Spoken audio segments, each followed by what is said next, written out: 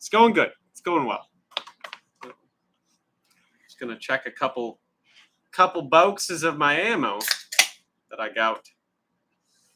And we're gonna try the new Coca-Cola, which I hear is just wild berry Coca-Cola load. Coca-Cola Dream World.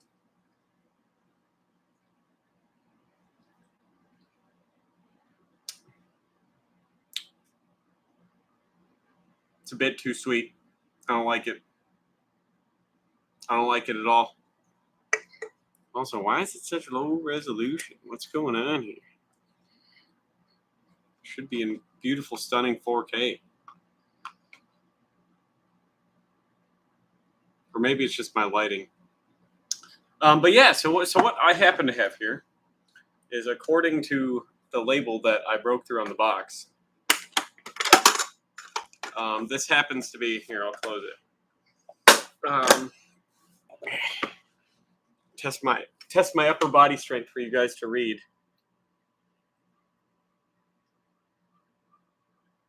It is 180 rounds of the most premium, beautiful, sweet-smelling Yugoslavian Mosin Nagant ammo. Beautiful 182 grain ball. It is corrosive, but because it's the M30. But the M30 is. So a lot of people, if you don't know, so good like fresh ammo actually almost has kind of a sweet smell to it. Maybe you guys haven't been around as many bullets as I have, but like good ammo actually does have kind of a sweet smell to it. And you can tell when ammo is kind of old because it almost has more of a kind of like sulfury kind of burning smell to it.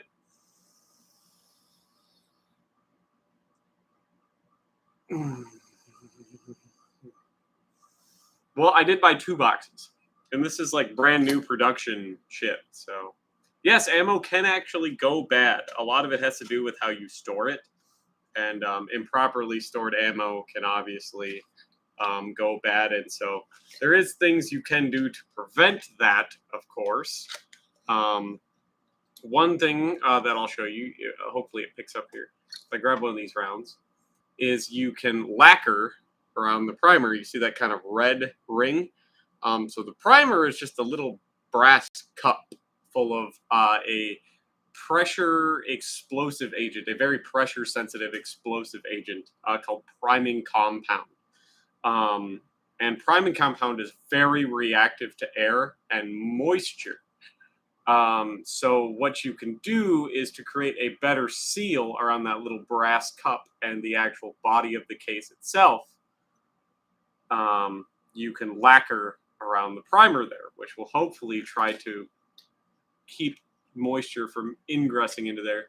And this is not 303. As much as I wish it was 303, it is actually Joe Morgan, the finest Yugoslavian Mosin Nagant ammo. The absolute creme de la creme. 2 big 180 round cases of it. Brand new production. So, brand new. 15 rounds. And boy are they crisp and nice looking. Look at that. Look at that beautiful, beautiful rimmed for her pleasure. Right there. Absolutely rimmed for her pleasure. I have a couple of spam cans too, so but I don't have any Russian spam cans because the Russian spam cans are usually the worst kind of fucking Mosin ammo you can buy. No offense, there, Michael, but like usually the Russian fucking spam cans are the shittiest fucking spam cans you could buy. So I have a Hungarian spam can and 2 Bulgarian spam cans. So. And of course, my beautiful, yet to be on video, you might tell by the fact that it has 2 chin straps. A very interesting story here. SSH 40. It's in really good shape, too. It's in very, very good shape. Yet to be on video. This one is a really early one, too. It's not quite World War II production. It's 1947 produced. SSH 40. You could still tell it's one of the older kind of World War II. Fuck off. Come on. You could tell it's one of the kind of earlier ones because it still has the brown chin strap as opposed to the green one. So.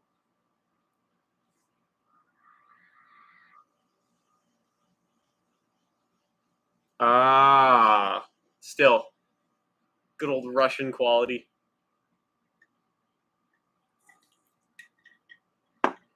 But yes, long time no see. I am home this week. I don't have any days off again, but I am home. I got this cheap piece of shit when I bought that SIG 210. I don't know what to do with it. Maybe I should autograph it and send it out to somebody. Beautiful, cheap SIG plastic pistol swab. But yeah, so I got some beautiful new production. So now all I got to do is track down some 303 because I have cases and cases and cases of Mosin ammo now, and 2 cases of 8x56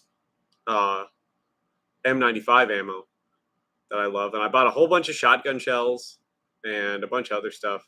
But like, yeah, finding good 303, like that's the thing. You could find the fucking S&B 303, but none of my rifles like the S&B 303 because the tolerance are so shitty on them.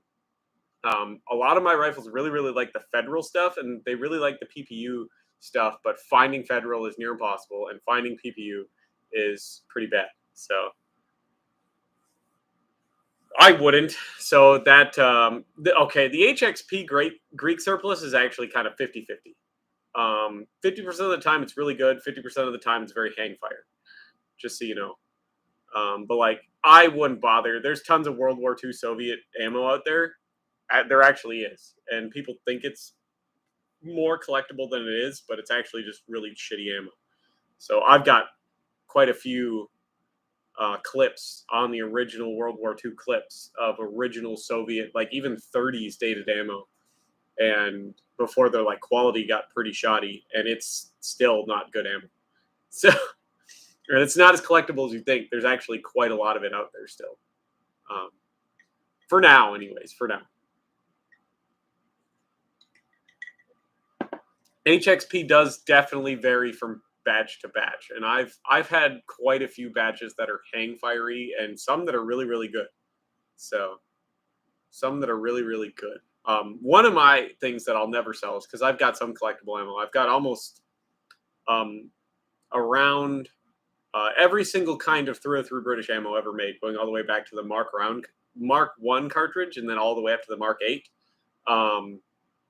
You can get ammo delivered in the mail in the United States, but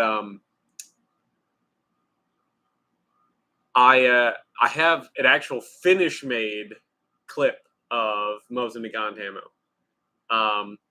the 7.62 by 53.5 rim, made by what is that ammo manufacturer? But yeah, I've got one clip of it on a finished stripper clip. So 53.5. It was just to differentiate it from the 7.62 by 54R. But I have a clip of 7.62 by 53.5 finished production ammo on a finished Mosin Nagant clip. So, but Alexi, yeah, yeah, yeah, yeah.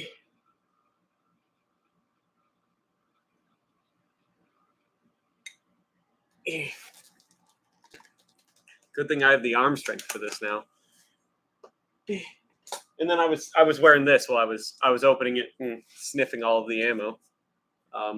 Fairly increasingly rare SSH 40, and I got it unissued. Look at that.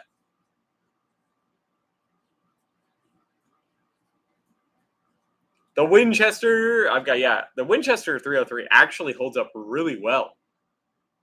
It actually holds up surprisingly well. Like World War II Winchester-made 303 ammo is actually really held up well to time. It shoots pretty good. So and I got this beauty. It has yet to appear on a video. Yet. 30 carbine. Who wants that weak anemic pistol cartridge?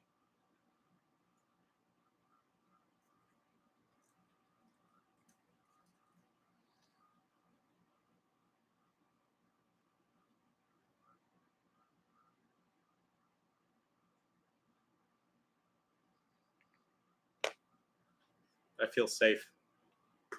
All right, Finland, let's go. Let me put on my brown coat and I'll invade you in January. It'll go great, I promise. And we'll have no air support and our tanks will blow. It'll be great. We'll win because we got more people. Not to mention air-cooled machine guns. Take that, Finland. Oh, shit. Water-cooled machine guns actually work better in the snow. Oh, wait. You actually have, like, people that know how to ski. Oh, shit. You have snow camo? Well, fuck.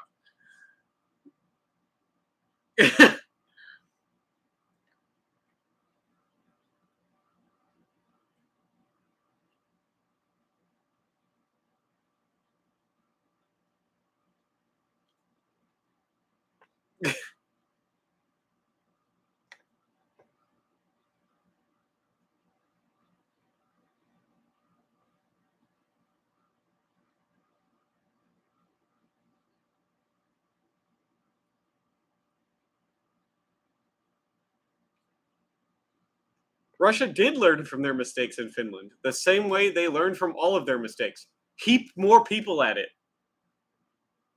I know you got to get some 7.5 Swisscon because you wanted to buy another rifle with another cartridge, yet you always talk about how I don't want to buy another gun that has a different kind of ammo, and then you go and buy another gun with a different kind of ammo.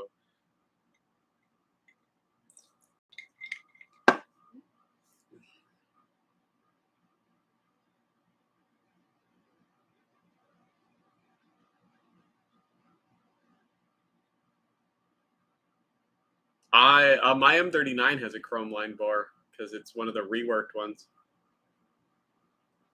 That's fair. I mean, you can still get some good deals on them Swiss guns. Yeah, don't break down either. Just hold in there, you know. The surplus world's great right now, as long as you're not poor. Just remember that. We've talked about this before. The market's not inflated. Everyone else is just poor. Yeah, but the 1903A3, he's literally talking about like a chrome-lined bore, like a mirror bore. Mirrors are made out of chromium. You know, they're made out of chrome. That's how you make a mirror now. And so when he's making a joke, Michael, about like having a mirror bore because it has chrome in it. Get it? Exactly. Just have money. That's how it works. Or just work 100 hours like Devin. Just live off fucking protein shakes and gas station food and cigarettes, and you'll be fine. Just do what Devin does. Work harder, and then you can just buy stuff. It's great.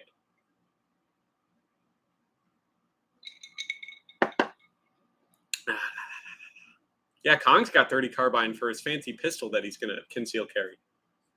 Did I get the new job? I can't say. I can't say yet. I know, I've been waiting for a specific kind of Garand to come by. One specific kind. What is the Finnish reversible camo? The M62? Is that what you're talking about?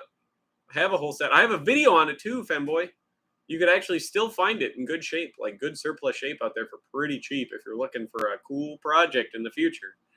The Finnish M62 camo's right up your alley. I got mail here. I'll be right back.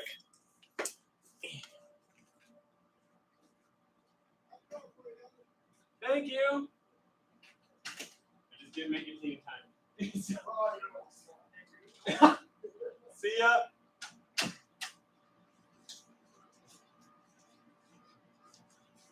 I got a box to open.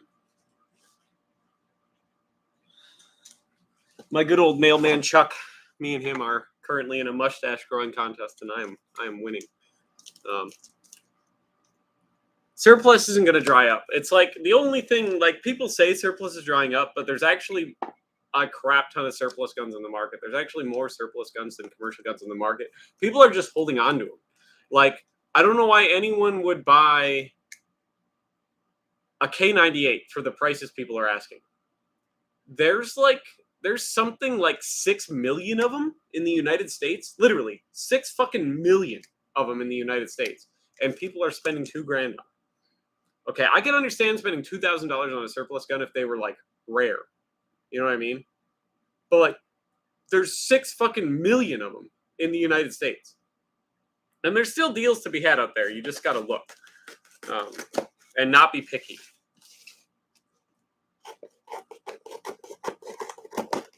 Let's see here. See what's in this box that I got. They're literally, Alexi.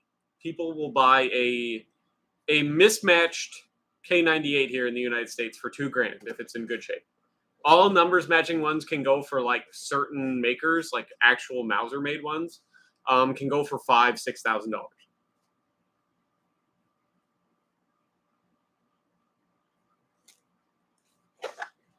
All right, who knows what this is?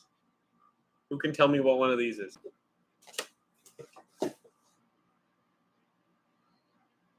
$6 million?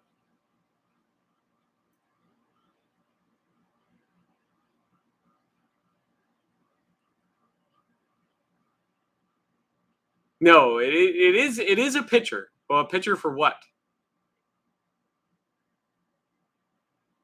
A pitcher for what? I got it for a very specific reason. It's only because I couldn't find my other one. I have one around here somewhere. It is for liquid.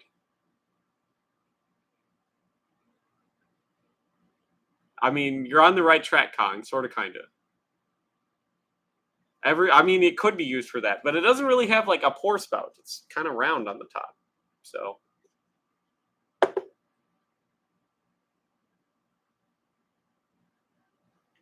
I'm surprised you guys don't know. Oh, and I'm currently, I realize why my stream might be kind of a low quality right now.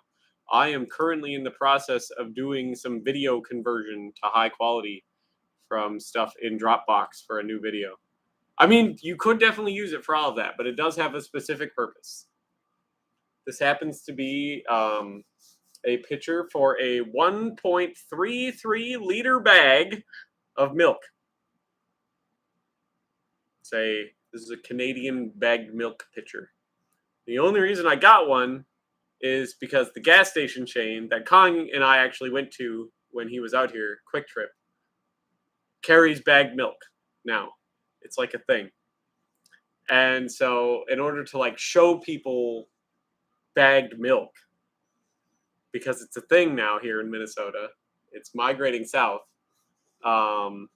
I have a bagged milk pitcher, an actual Canadian bagged milk pitcher for bagged milk. So, because I couldn't find my other one, I have a better one than this, a better quality one than this. So, yeah, and it's just more environmentally friendly is all. So, right. What's my favorite World War II M1 steel pot? That's a good question. I do actually really like dehydrated milk. A lot actually. If you make it right, it's actually good. And the problem with dehydrated milk is people say they don't like it. Is for one, they're not getting the ratio right, and then you got to let it sit. Like you got to make it like 6 hours before you plan to drink it, and like leave it in the fridge so it can like fully constitute. People try to drink it too fast and they don't get the ratio right. So I mean, I will for money, Kong. I will drink a whole can of fuck. I might actually have a whole can of condensed milk. One second. Let's take a look here. Let's see what I got.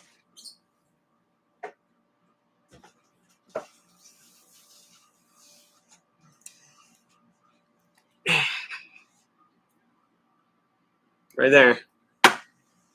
Whole ass can of condensed milk. It's a big fucking can, too. This is like bigger than the normal size, I think. Do not heat can. Okay. Best if used by date on bottom of can. Oh, it's not even expired. I got like a whole year to drink this still. Look at that. Because it's less plastic. That's the thing. And actually, a lot of bagged milk comes in biodegradable plastic bags now, at least in Canada. I don't know if they do here in the United States, but a lot of the biodegradable plastic bags used for milk in Canada is made with corn, made from corn. So that's right. Tummy hurt. I mean, yes, people have eaten tin cans. So, like a lot of stuff, you'd be surprised. Most of the bread you buy and stuff like that here in the United States actually comes in TerraCycle plastic. I only know that because I work for a bread company. And TerraCycle plastic is made from plants or like biofuel runoff and stuff like that. And it's biodegradable plastic. So, but like, it's still not very good for the environment. It just breaks down in like 200 years instead of like 1,000. So it still takes a while. It's still plastic, but it's biodegradable plastic. So technically, yeah. So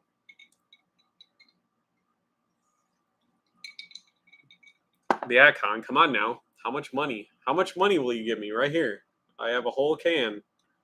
A nice, I wouldn't say fresh, but whole can of sweetened condensed milk. I mean, they should flavor packing peanuts, but like $2, that's one of these things costs more than $2. I can't even replace it for that kind of money. I think they're like $3.88.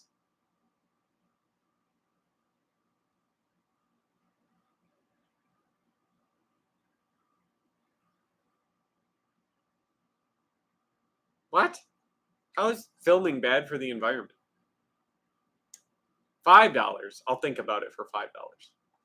If I ever get desperate. If I ever get desperate, I'll think about it. Yeah. With how much I work, I don't think I'm desperate for $5, to be fair. Don't think I'm desperate enough to know how bad my workday is going to be tomorrow after I drink this whole fucking can of sweetened condensed milk. Also, by the way, this oh Jesus Christ. This would be 210 grams of sugar. I limit myself to like 50 grams of sugar a day, 50 grams or less. So this would be like the rest of my week's worth of sugar intake in this. Yeah, because there's 10 servings in this can, apparently. So, but it's got 8% of my calcium and 2% of my potassium. Contains a bioengineered food ingredient. That's reassuring. I think I'll stick to my whiskey Coke with my new. If any of you are interested in this, way too much sugar in this little can. But it's basically just wild berry Coke. That's what it tastes like. So I have one. You might be able to see the top of it right there. That one is a World War II produced front seam shell. It's like a McCord shell, and then it is a Westinghouse Korean War liner. Yeah, it's the Dream World flavor. It's wild berry. It's literally so if you ever had that like wild berry or that like berry Dr. Pepper, it's very similar to that, but instead of Dr. Pepper flavor, it's Coke flavor with wild berry. It tastes almost exactly the same if you would take whatever flavoring Dr. Pepper used, but you put it in Coke instead of Dr. Pepper. That's what it tastes like. So I'd pass on it. I'm not a fan. Yeah, it's not the greatest. It's not the greatest. I feel like it would be good with brandy. So cherry vanilla Coke's where it's at, Con. Come on now. Come on now. Cherry vanilla Coke.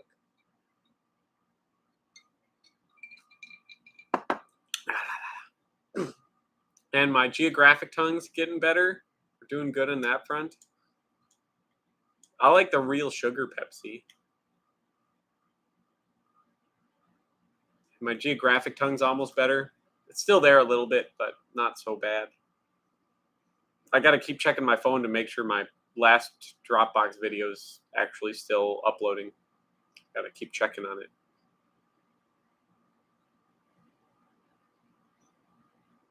Because I got one last one for a video I'm hoping to have done by Sunday. Because the first two uploaded and I downloaded them onto my computer, and then I have to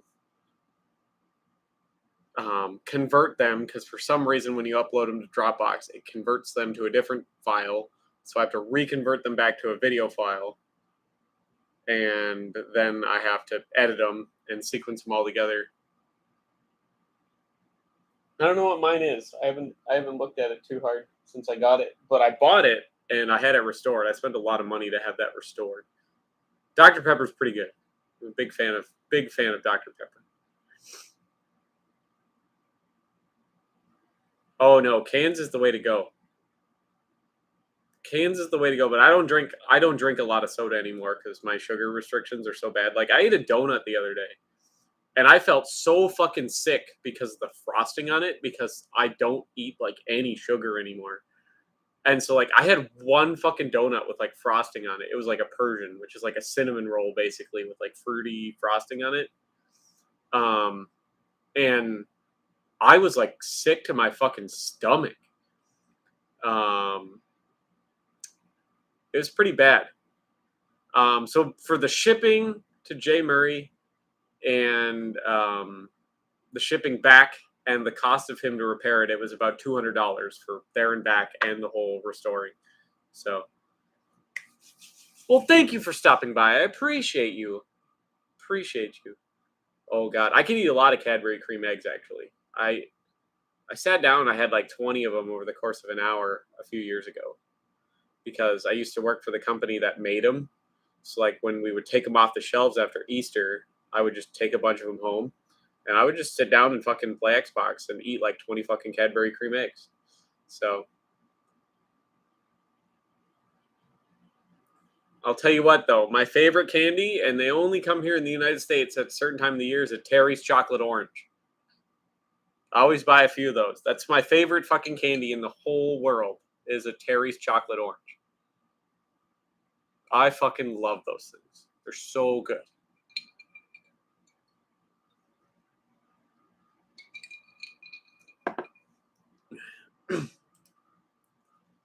The fucking Terry's chocolate orange. Well, he'll do a very good job, Michael. Do a very, very good job. I was very impressed with mine. So I don't know. Real Coke is kind of hard to beat. I mean, there really isn't anything that I'd say is close to Coca-Cola. Toblerone used to be better, but then they got bought out by Nabisco. Not Nabisco. Nabisco's parent company Mondelez, which is who I used to work for. And they changed the recipe. They cheapened it up a lot, and they made it smaller and kept it the same price. So, well, you can just get caffeine extract and put it into a Coke, Kong. Yeah, well, it's because it costs so much to make with the like ingredients they were making it with. So,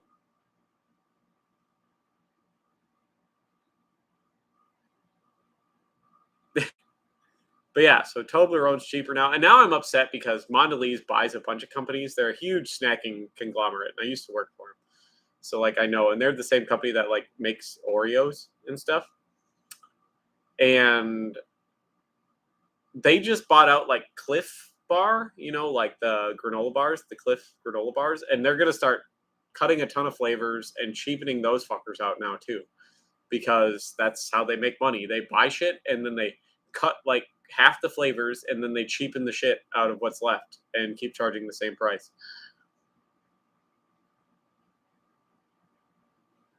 I mean, I agree. Sugar's bad, but it's a treat. It's a treat yourself sort of thing, Kong. Treat yourself every now and then. Treat yourself. Charleston Chew's pretty good. If my teeth were better, I would probably eat more Charleston Chews, but I got to stay away from like chewy foods because, yeah. Well, obviously, Michael, you've never had a Hidden Valley oats and honey crunch bar. If you think Cliff Bars are flavorless cardboard, you might as well just eat gravel off the side of the road. If you think Cliff Bars are flavorless cardboard, a lot of the other big brands are. You might as well just save your time and eat gravel.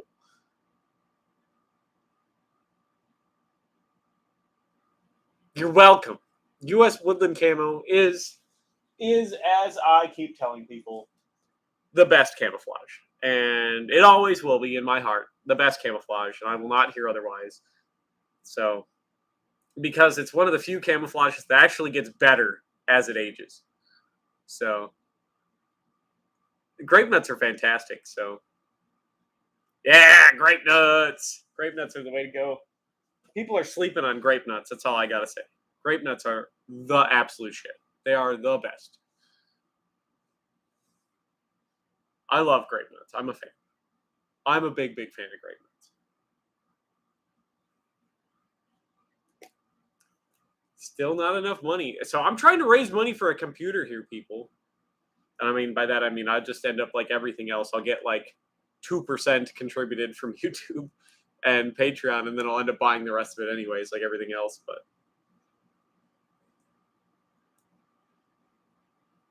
yeah, I'm surprised I still have one of these actually after I cut all the sugar out of my life. Still have one of these just kicking around in the cabinet with like an inch of dust on top of it. Tom's here. We're talking about eating gravel. What's your favorite brand of gravel to eat?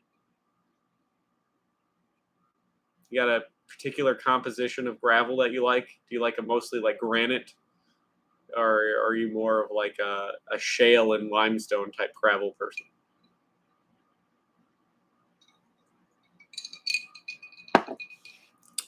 Oh, and I got one of these, Tom. Tell me what this is for. Tell me what this is for, and nobody spoil it for him. Nobody spoil it for him. Tom, tell me what this is for. I'll be so proud of you if you tell me what this is for. Lots of plans on getting a muzzle loader. There's actually one in stock right now that I want to buy and can afford right now, but computer needs to come first because this one is starting to degrade really, really fast as I ask it to do more stuff. Thank you, Tom. You got it right. It is a bagged milk pitcher because the gas station by me carries big milk, bagged milk now. Quick Trip, which is a big thing in the Midwest, or if you live in like Illinois or Indiana, I believe it's called Quick Star down there. They sell bagged milk now. So I bought a new bagged milk pitcher to have bagged milk when I have company because I can't obviously drink it myself. I might do it on stream though if somebody wants me to do a presentation on the history of bagged milk and then proceed to pour and drink a glass of bagged milk. I might do that. It's Quebec and Ontario primarily. Tom's just Tom is just a man of refined education and culture there, Kong. Unlike you. That's all. Tom's just bodying you with his level of culture and education. Like the sophisticated 1800s gentleman I know him to be. I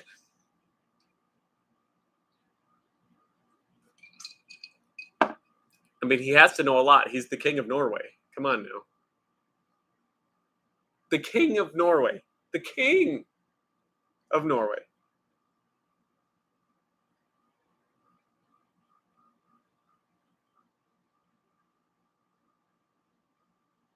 Jeez. That's right, and I have one now. I have a bagged milk pitcher for bagged milk. For milk in a bag, people. I'll do a video on it eventually. I'll probably do it on a live stream. We'll sit down and try to raise some funds for a computer here maybe later in the week. It'll probably only be like $10 or $20, but every little bit helps. So, well, no, Tom is the king of Norway. And you can become a noble in Scotland for like $40 because that company will give you a 12 by 12-inch parcel of land. Kong's a jester. He's just here to stir the pot. That's all Kong does. So, but Tom, like literally in the Discord, his title is the King of Norway, so it's official.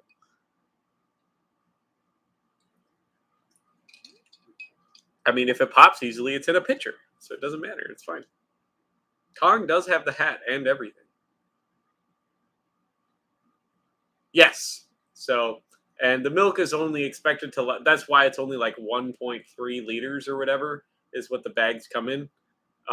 Because it's only meant to last 1 or 2 days. It's for people that go through milk pretty consistently, which means you always have, fresh milk then because you're only going through it, 1.5 liters at a time basically. But it also cuts down on plastic because you can make, I think it's like 40 plastic milk bags for one jug, like one gallon jug. Here in the United States, it's an absurdly small amount of plastic. We can make that happen, Femboy, if you want to get in the Discord. $1 a month gets you into the Discord. I'm cheap, unlike a lot of other YouTubers that charge $5 or $10. Which, by the way, when I get a new computer, the Minecraft server is only going to be accessible by higher tiers. I'm going to have to make some tiers, a higher tier of Patreon for people to get into the Minecraft server. Well, we have shelf-stable milk here in the United States that will literally last a decade. 1 decade, 10 years, at room temperature. Like, we have that as a thing. And I'm not talking, like, dehydrated milk, like powdered milk. I'm talking, like, we literally have fucking shelf-stable room temperature milk that will last 10 years. So...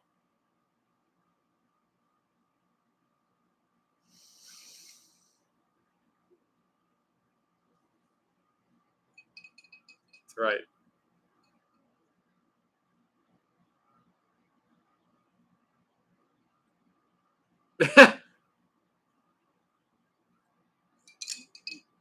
Kong, that makes my stomach hurt just reading that. That makes my stomach hurt. Don't know why, it just does. It just does.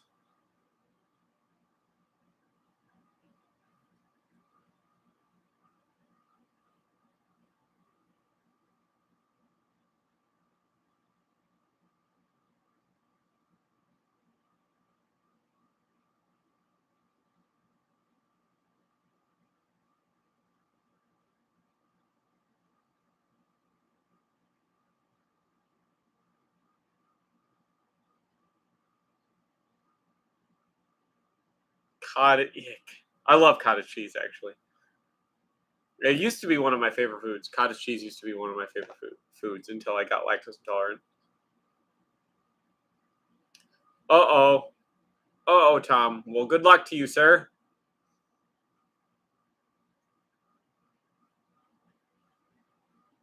They already did a Sergeant York movie.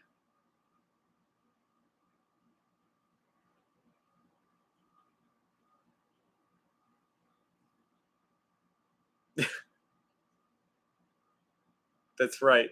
I forgot about that, Abraham, till you said that. And then the repressed memories came rushing back. No, there's no such thing as a better Sergeant York movie. The best one is the one everyone knows. How dare you, sir? Good luck, Tom. I hope the best for you, just like I do for everyone else. If you ever need to talk about anything, you know where to find me. Don't trust me. I've been having relationship troubles for years. So That's all right though. Sometimes you love somebody a lot more than they love you, and yeah, you just they're the one, but they don't think you are. So then you just gotta condemn yourself to a life of loneliness, and it just happens sometimes.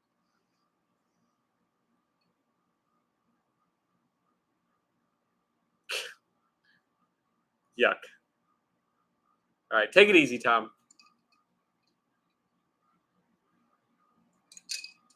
But I've been doing really good. I haven't hit any smokes in like 2 weeks, so we're doing good on the cigarettes. The caffeine intake is probably a little high. Little high. I'm at like probably 700 milligrams a day, which is a lot. Um, Way too much. Um, but yeah, everything's going okay so far. They got some bullets, new computers here on the horizon.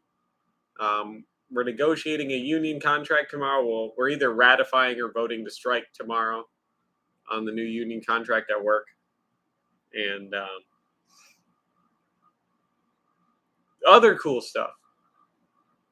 So stuff's just going pretty good, and hopefully, I don't think this week because I got to pay rent and stuff this week, unless I get a shit ton of donations. It's right over there. It's hanging out. It's right over there with my pile of L1A1 parts. I just gotta get time to go out to Mike's. Whenever he has time, he's got a lot of stuff on his plate as well. And we'll put it together in like a series of videos or one big long video. We'll put it together and it'll be great. It'll be fucking sweet. I'm really looking forward to it, actually. Really, really looking forward to it. It'll be like my first like modern rifle. So not going to New Jersey, why not? You're just gonna stay in Old Jersey? No, submachine guns are overrated. If I was gonna build a machine gun, it would be like a Bren. Or if it was going to be a submachine gun, it'd be a Lanchester. It wouldn't be some shitty fucking tube soldered together. It's a hunk of shit. The Sten's a hunk of shit, and it's overrated. I'm sorry to tell people this, but like the same reason the MP40 is a hunk of shit. It's a soldered together tube. Like the MP fucking 28 and the Lanchester and all these pre-war fucking heavy, beautifully machined submachine guns were light years better than the World War II fucking economy pieces of crap. The Sterling's better than the Sten, but I mean they're both definitely better than the Owen gun. The Owen gun's garbage. Sterling's a lot better. The Sterling's kind of like a hybrid between a Sten and it's like a Sten if you machined all the good parts instead of welded a tube together. Well, welcome to. I mean, you can still come to America. You just don't need to live in New Jersey. Move to like a border state to New Jersey. There you go. A VZ52 could. You could. Isn't it in 762 by 45? Isn't the VZ52 762 by 45? I don't think they're 762 by 51. I think they're 762 by 45. Yeah, the Suomi M31. That's right. I do love the KP31 Suomi submachine gun.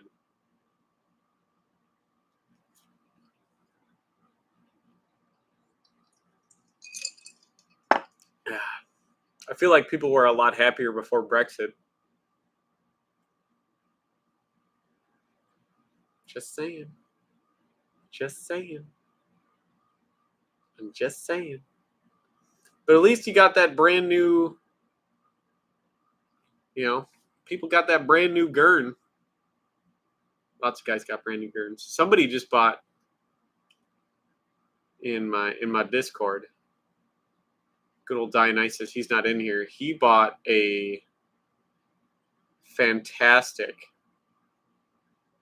It's kind of sporterized, but a Kui 82, which is a 22 rifle I really want. It was basically a Kui 82 turned into a Kui 75, which basically the only thing you change is the stock, but it's still technically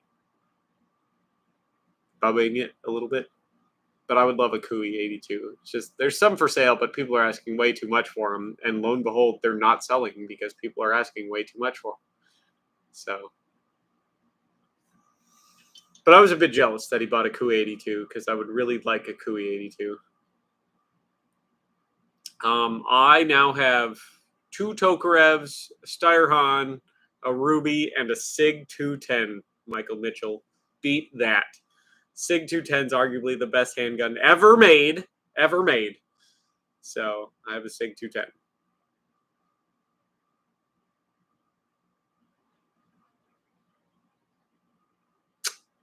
I got a really good deal on it. It might be the best deal I've ever got outside of the Ross, because obviously we can't talk about the Ross. So to sporterize a rifle would be like you take a military rifle, okay, like a surplus rifle, and you change it a bunch, like cut the stock down, put a different barrel on it, change the caliber, put a scope on it or something like that, and turn it into like a hunting rifle or ruin it, take it out of its military configuration. So you're ruining a piece of history to turn it into like something else, like a hunting rifle. And it was very common to do back in the day, and they're actually collectible in their own right because sometimes companies did it on like a big scale, and those can be collectible, or sometimes they're done very, very well, incredibly well. And yet, a lot of times, like back in the day, it's because people were poor and hunting was a way to get food. And after like the world wars, there was all these guns laying around, and the government basically gave them away. They were so cheap, and people would convert them into hunting rifles because it was cheaper than buying a hunting rifle. And they would use them for hunting, and it's sporterizing it. You're turning it from a war gun into a sport gun because hunting is a sport.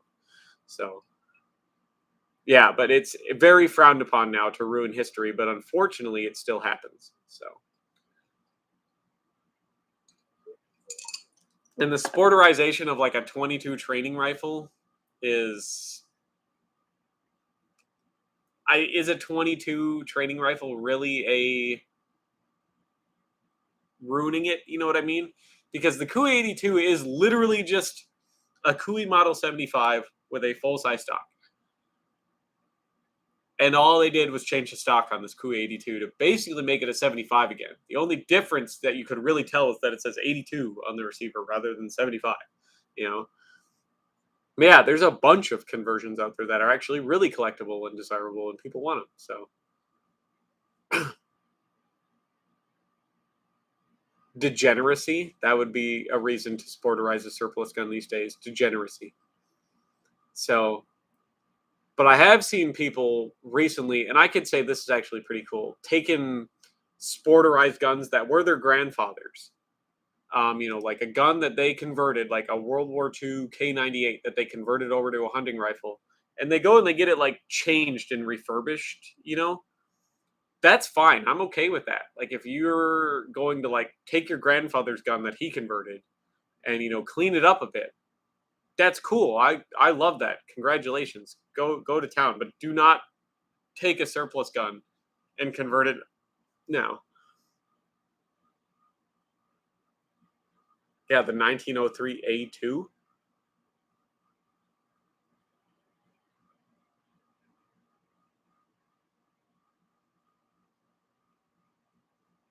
Because it has the little window cut out in the receiver to act as the ejection port for the Pedersen device.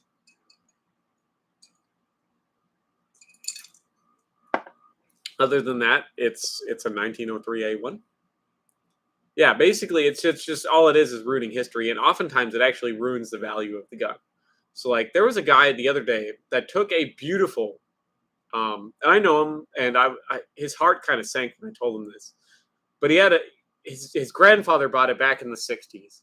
It was a beautiful, basically unissued Lithgow SMLE #1 Mark III Star pattern rifle, and he had it sporterized. He had it dropped into a synthetic stock. He had it drilled and tapped. and he ruined it because it was a gun at that time in the condition that it was in before he sporterized it. He could have sold it for like 1,200-1,300 bucks, and then he had it bedded into a synthetic stock really poorly because the SMLE has like a pencil weight barrel. It's a really thin barrel.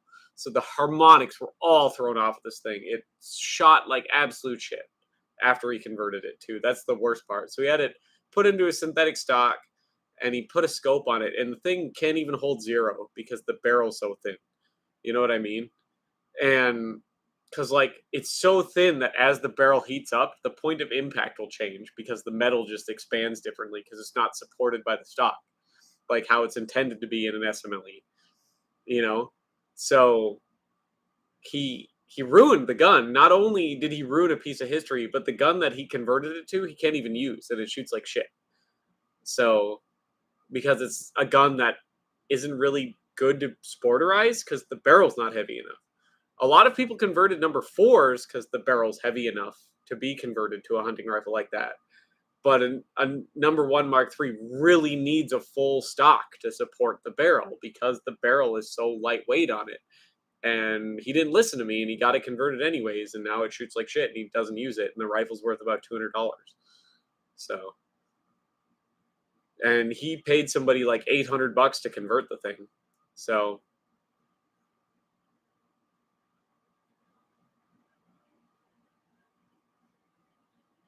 unfortunately, I told him like you could always, okay, great, you drilled and tapped it, but like you told him that you want all the parts, right? Like the stock and stuff. And he's like, no, I told him he could throw all that away. I'm like, oh, fuck, you could have just put it back together and taken the scope off, and it would have been fine, dude. And he's like, I should have probably done that. And I'm like, yeah, you probably should have done that, you know. But so this fucking gunsmith threw the fucking nose cap away, threw the sling swivels away, threw the stock away, the butt stock away, the butt plate, all the shit. Threw it all away. And so he couldn't even unsporterize it back to like the way it was. He could have just unsporterized it.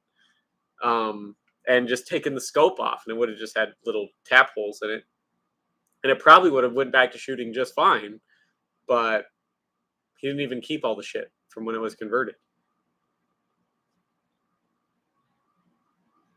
Yeah, the gunsmith probably sold all that shit for hand over fist. So, yeah, he did drill and tap the receiver. So, but that's not such a big deal on the 1903s. Not the 1903s, the number one Mark IIIs.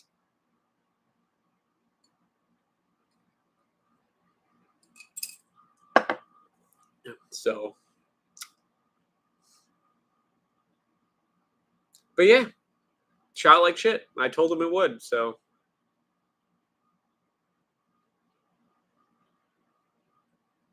a military rifle would have been adopted and used by the military, and a hunting rifle is for hunting.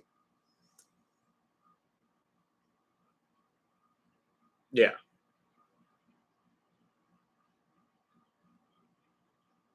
Well, the problem is he put like a modern scope rings and stuff tapped onto it type stuff, so it isn't like a historically accurate scope ring set or anything. So pretty much. So, but like you could just use a military surplus rifle for hunting. I do. I'm gonna take the number 4 out this year, I think, because fuck everybody. I'm doing it. I'm taking the long branch out into the long branches, and I'm gonna, fucking skull cap a Bambi. Hopefully, I didn't see shit last year taking the Ross out. That was fun to lug all fucking 11 pounds of that fucker like a mile into the woods to take it out shooting. But it was the most accurate, what I knew would be the most accurate surplus rifle I had, and I knew exactly where it would hit at a lot of distances. And yeah, I lugged all 11 fucking pounds of that son of a bitch out into the woods and then didn't even see anything other than I got blinded because I sat facing a fucking blizzard coming into me. So the L96 Arctic Warfare. And yes, I know, Con. Yes, they do make 5-round magazines for the number 4. They do also make 5-round magazines for the number 1 Mark III for a lot of countries where you cannot have a 10-round magazine.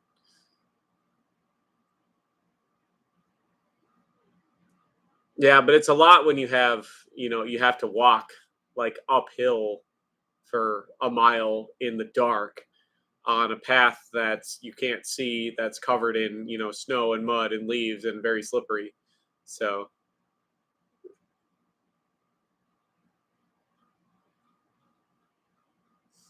and it's very long. That's the thing. So a camera is kind of small and compact, and the tripod's all compact. Um, a Ross is fucking like 52 goddamn inches long. It's big and unwieldy. At least I had a very comfortable sling on it because I made the fucking sling that's on it. So thankfully, which that's another thing after a computer is I'm gonna get the fucking gun case. I'm not lugging a fucking gun case and an Alice pack out into the woods. I'm just gonna carry the fucking gun on the sling. I'm not carrying extra fucking weight. That's a dumb fucking idea, Michael. I don't know why you would ever fucking do that in your right fucking mind. Carry that much extra fucking weight for no fucking reason out into the woods, because that's just really fucking dumb. I thought about it. I thought about lugging the fucking Wurndl out into the woods with like 5 just rounds as big as your dick out there and just lobbing a fucking ounce of lead into a Bambi if I would have seen one. That would have been just fucking hilarious. And everybody's got their pictures with like their 7mm like ultra mag fucking synthetic hunting rifles, and it would have just been me with a Wurndl and a sword on the end of it, just being like, fuck you, Bambi, and just a hole this big all the way through the fucker. So I thought about it. I really did. The fucking Wurndl's a beast. So, and I got the hand strength to actually pull the trigger with one finger. I have the finger strength to pull that 19.5 pound trigger with one finger. So far, I am the only one that can pull the middle trigger with one finger. Everyone that I've handed it to needs to use two because the trigger's that strong. So,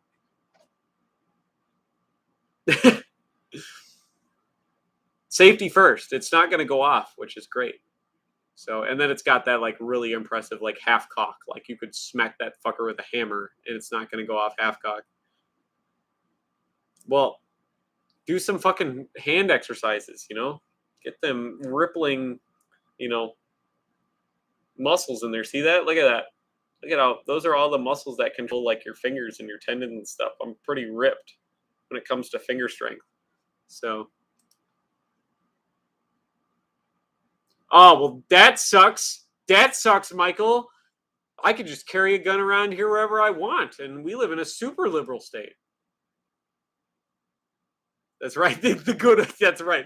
I should start referring to that. The good old Austrian hair trigger, only 20 pounds. So I just love when I had to measure that. Like I had to get two fucking trigger gauges to hook onto the trigger to pull it because I maxed out one. I was like, oh god, I'm gonna have to find a second person that has a fucking trigger gauge to try to figure out. Thankfully, the second guy I brought it to had two, and it was like 22, and I cleaned up all the old fucking Cosmoline and shit out of it and got it down to under 20, but just barely. And it takes two fucking trigger gauges to rate how fucking strong the trigger was on that fucking Wurndl. It's off the charts. It's not even funny. All right, time to get some whiskey.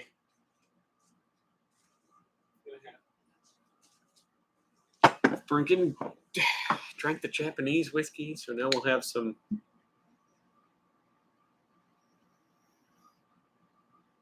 Oh gosh, that's the nectar of the gods right there.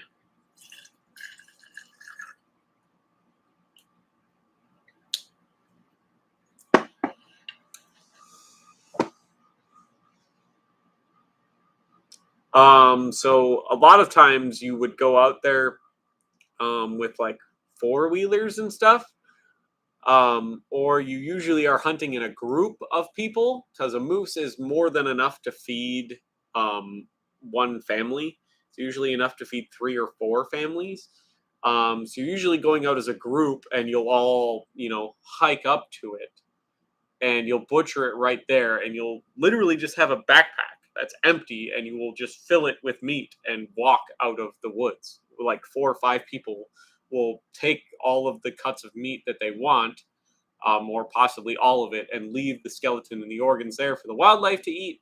And then you will take all of the meat and hike out of the woods with the meat because it's normally cold enough during moose hunting season in most places to not have to worry about the meat spoiling. So you actually have to get to it pretty quickly while the moose is still fresh in order to be able to butcher it before it like freezes, and then it's hard to butcher. So,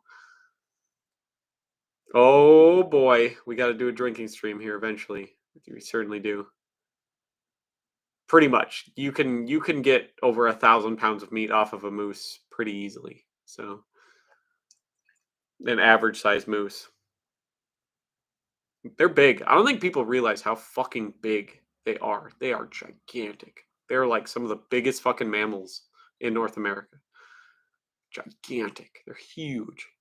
And boy, are they pissed off in the springtime. They're pretty chill most of the year. In the springtime, boy, are they just fucking mad at the universe.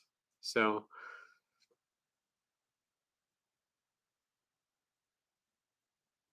well, a lot of times there's too many trees and stuff in Canada to fly out. There's not a big enough space to like take off or even land like a helicopter. So, yep, caribou, reindeer, all that other good stuff. They're pretty big. There's a lot of big game animals in Canada. A lot of big ones. Well, yeah, because all that's gonna do is fuck your car up. Like people hit moose all the time, and the moose just gets up and walks away. Like it will fuck a car. It does not give a shit. They're gigantic. So yeah, they do not care most of the year. They have no like predators basically because they're so big, and when they have their little calves, they will like roll cars and tear homes apart, like bulldoze walls of homes. So there actually is a couple of moose mounties in Canada. That is a real thing, actually. No, no, no. I get it. I just don't think people realize, fanboy, how fucking big a moose actually is. Like, you can get a half ton of meat off of a moose, a half ton of meat off of one animal. And the thing is, there's a fuck ton of them. It's not like an endangered animal. There's a shit ton of them. They're all over the place. So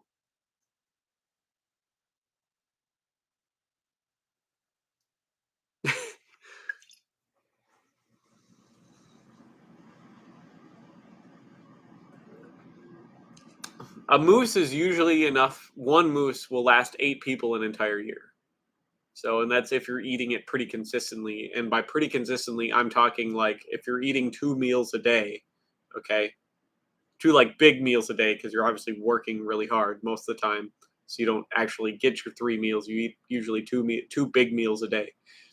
Um, yeah, there's plenty of domesticated moose, and but like if you're eating 2 big meals a day, you're probably going to be eating it like 6 meals a week, and it'll last 8 people a year.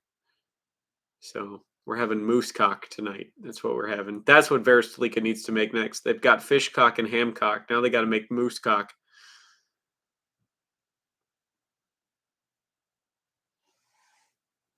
They do get mad cow sometimes and stuff like that, and they get kind of aggressive. That's right. I do like moose though. Moose is really good. Fair. I'm a big fan though. I like moose. It's good. It's really good. It's kind of like kangaroo. Kangaroos are really good. They're delicious. Delicious. Moose like every other night. It's correct. Oh, I haven't checked. I haven't checked on my upload. I don't want it. It already restarted once. Like on the last video, it restarted, and I was. I want to open the output files. Perfect. Perfect. We're doing it. We're opening the output files.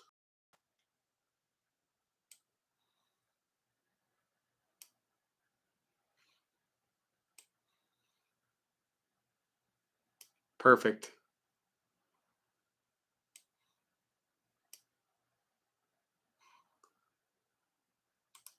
Great. We're all converted. On 2 of the videos anyways. So now I just gotta wait for the last one to go into the Dropbox, and then we're all set. Hello!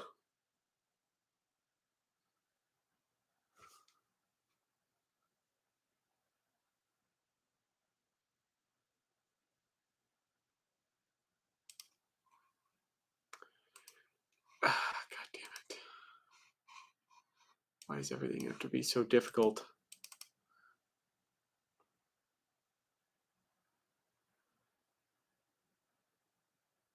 Sometimes stuff just has to be fucking difficult. You guys know how it is. You guys know. Nigel's here now. How long before he asked for me to take my penis out, do you think? It's a good question, me.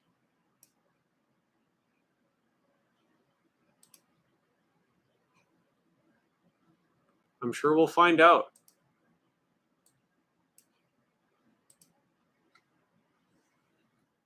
No, he's probably straighter than I am, and I'm pretty straight. The only reason I make so many like questionable sexuality jokes is because I am so confident in my sexuality.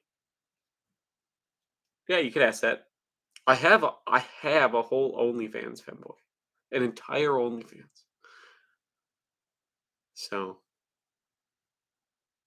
how much to whip out, big boy? That's a good question.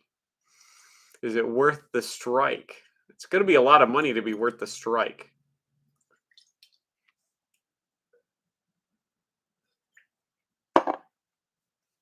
Especially since last time I checked, I was actually really fucking happy because we're so close. We're 8 subscribers away from 4,500.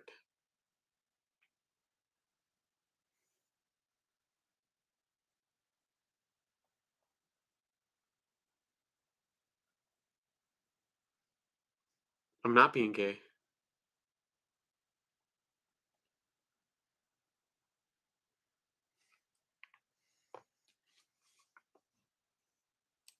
I don't make much money because I haven't put anything on it in quite a while. So,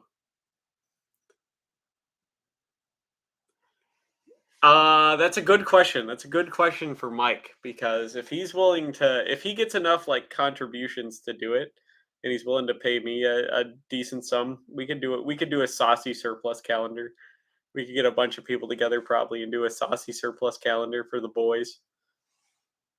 That'd be pretty good. But that'd be a question to ask Mike if he wants to get together with me and some of the other guys and do a saucy surplus calendar for like Christmas or something like that. Pretty much. I haven't had any activity in over a year on my OnlyFans, so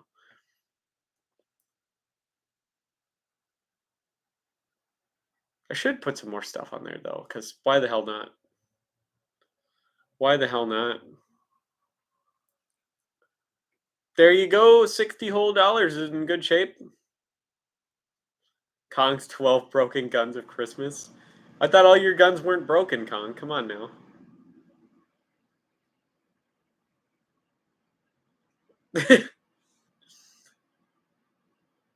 Two messed up chambers, three cracked grips.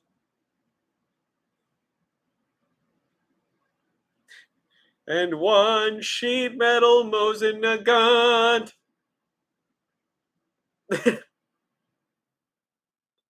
No, it's for real a thing. I don't do a whole lot on it, but it is definitely real, and it definitely is under my porn name, back from my amateur porn star days a couple of years ago.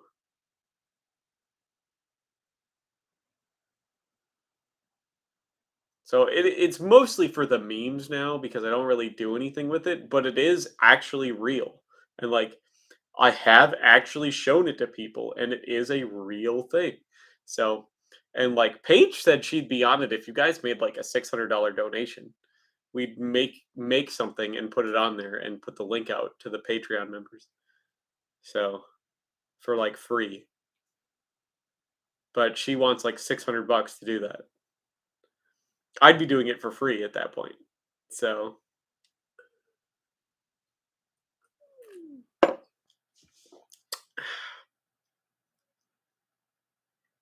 and then you guys would be able, the Patreon would be able to get to suggest, like the people that paid the money to get to the total would be able to suggest what we would do in the video. So it's like an up to you. So you could make it as bad on me or as bad on her as you want, or as bad on both of us as you want. So,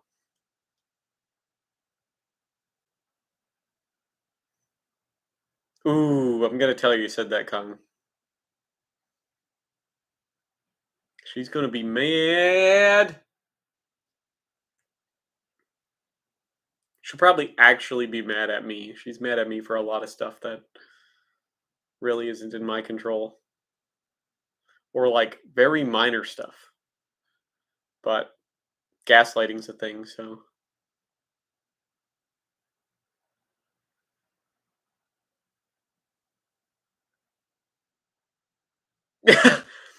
No, you don't have to by any means. I'm always open to money because the money all rolls back into the channel. And like right now, I'm about to spend 3 grand on a PC after spending 2 grand on camera equipment and stuff like that. So fuck. I mean, technically, you could suggest that if it was a thing that was paid. So, but no, if somebody paid me enough, I would just give them the link. Like I would literally just give them the link to my OnlyFans. So, and I'm pretty cheap. I can be bought and sold for pretty cheap, relatively speaking. So, and I'd just give you links. So it'd be like a lifetime subscription. It's not even like a thing you'd have to think. So it's not like I'm gonna do it for like $20 or $40. But if somebody would like pay me a decent amount, I'd just be like, here you go, enjoy your lifetime sub. So.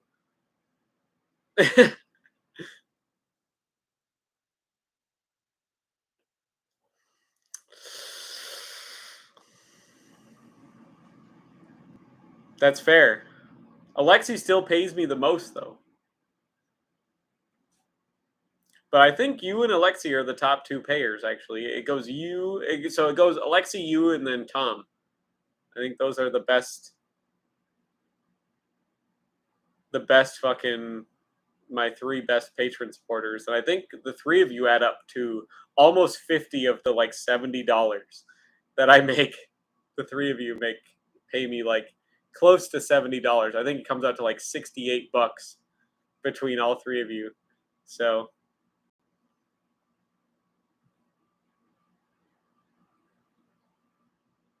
Or is it like no? I think it's like $58 between the three of you, and then everyone else is like $1. So that's right. Alexi's just rolling in it rich over here. I mean, but as an admiral of the Austrian Navy, I suppose that it would come with a hefty salary. Yeah, Alexi pays me like $20 or something absurd like that. It's a lot. Yeah, I remember that. Kong pays $10.01. It's like okay. So, yeah, I think Alexi's in the top for quite a lot. So they do have riverboats. So, but the Austrian Navy is more for the memes because they're landlocked. I mean, I'm surprised Austria doesn't have an admiral of like their riverboat fleet or whatever. There's got to be somebody that's in charge of the riverboats, and who is it? I kind of want to know now. And how come it's not Alexei?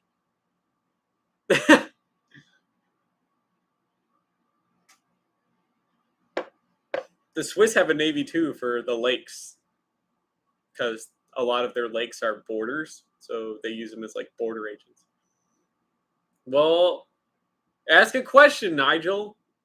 Ask a question and make it cool.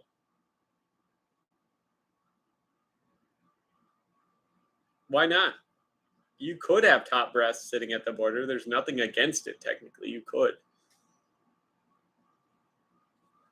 Well, Mongolia is again kind of a thing because I think it's what they have a lake as a border, so they use it as a border thing. say something interesting, like anti-disestablishmentarianism. Is that interesting? That's also my safe word, for those of you who don't know. It's for people that don't like the government. That's basically what anti-disestablishmentarianism means. I don't like the government. Yeah, it's also my safe word. As you can tell, my safe word is quite long because I'm into a lot of stuff. Oh, look at that. Con coming in for the $10. Look at that.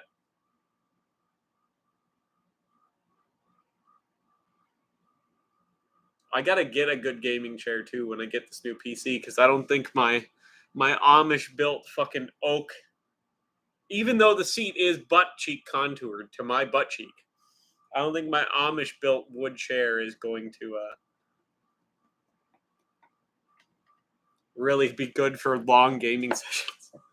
It's probably not good for my ass or my spine to be sitting in this chair for a very long period of time, despite the fact that it is a very comfortable wood chair. I should probably get a more comfortable chair. So that's more money I gotta pay. So that way we can get the server up that. Yeah, Joy all through. They keep changing that. It's like $7 now. I'll get like $7 before they tax the shit out of me. So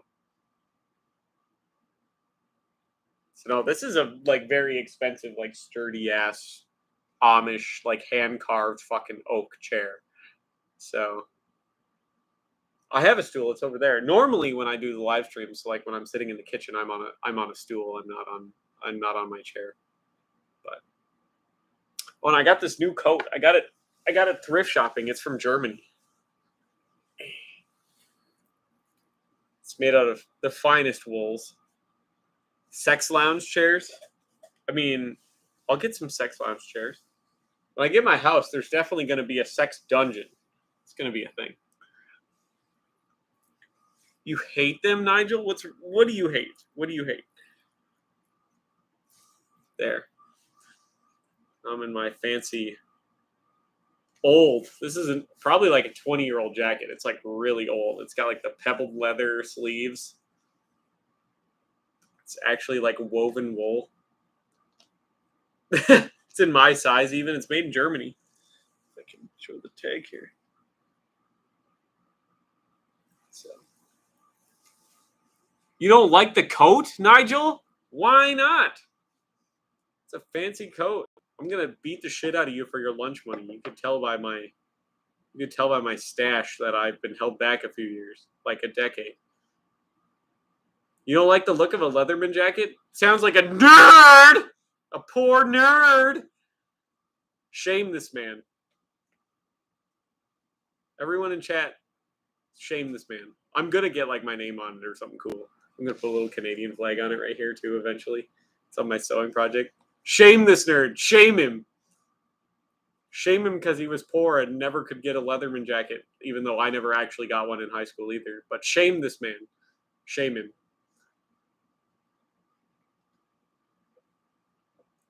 The only reason I bought it is because it's a vintage one, so it's actually like super nice quality, and it was pretty cheap. I got it for like $8 after tax. So, and it even has like the fucking leather lined like pockets and stuff.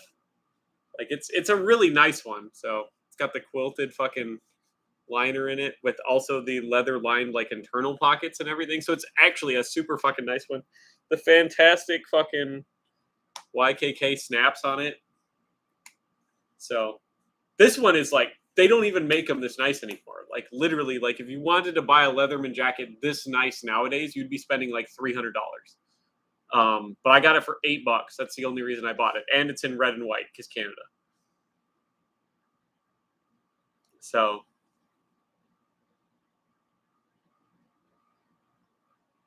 I mean, to be fair, I wear my M65 all winter as well. So I've got a lot of them. YKK.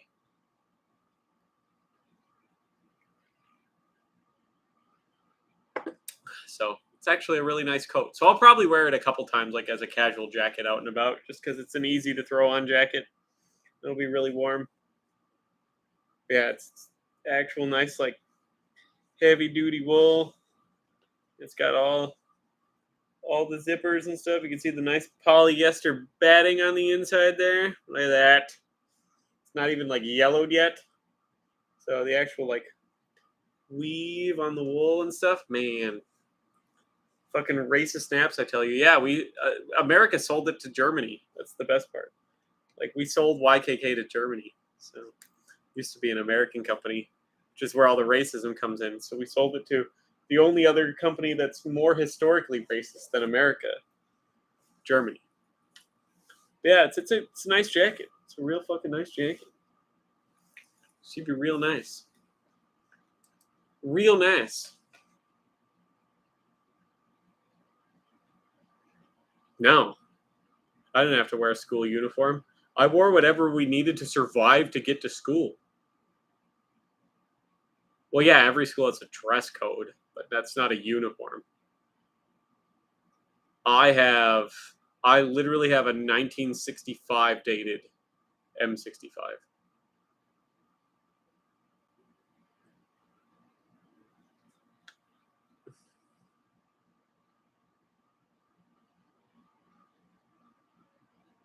Ooh, well, that means you probably went to a better school than all of us, femboy. So, congratulations on your formal education. So, but like most of the time, what I wear, so you can see, it's not my M65, but this is like my soft shell. But this is my go-to for most of the winter. This is a Filson wool buffalo check cruiser coat that I put the Canadian flag on. And then underneath that is my Filson fucking tin cloth field jacket. So, but people give me shit for wearing wool and stuff all the time. And that tin cloth jacket is like disgustingly brown at this point because I've worn it so much over the years that it's like dirt colored. It looks horrendously dirty. So, hey, Michael, that's rude. You don't need to do that. You don't need to be rude like that, Michael. That's very rude. You should apologize. That is very intolerant of you. That's right. How to tie a tie? What way did you tie your tie? We're talking like Windsor, full Windsor, double Windsor, Eldritch? Or are you talking like the four in hand shitty way that like cocaine addicted businessmen and used car salesmen tie their ties? So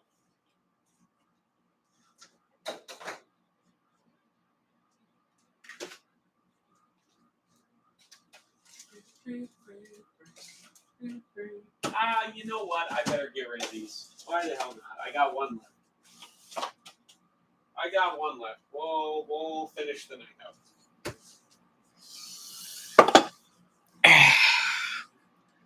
Clip on tie, gross.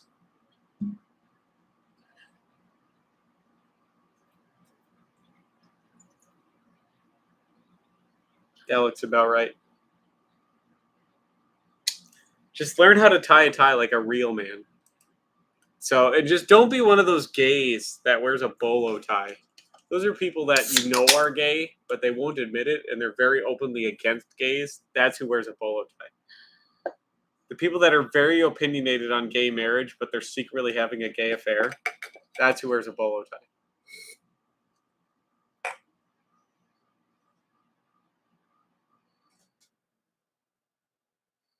Exactly. The lunar was better than the Neptunia. This is Neptunia. I would say that the lunar was much better than the Neptunia. Orbium could be. I don't know if it's good or not, but I haven't been to the liquor store in like a month, so I probably should swing in there tomorrow and see what's going on.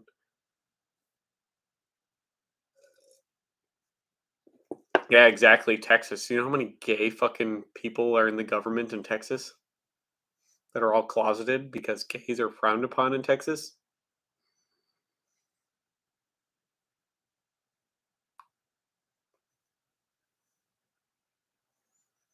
There you go. Or if you want to be a real man, Alexa, you go for the double Windsor and or full Windsor, as it's known. Or you could go for my favorite personal way to tie a tie, which is the Eldritch knot. And if you've never seen an Eldritch tie knot, you should look it up because it is much better looking than even the full Windsor tie knot. I think the Eldritch tie knot is the coolest tie knot.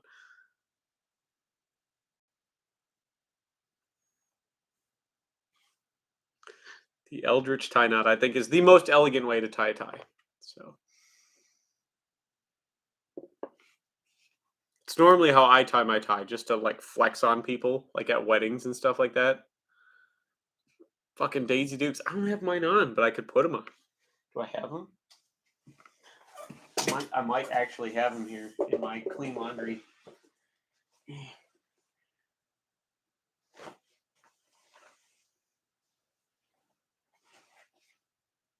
Do I? Or don't I?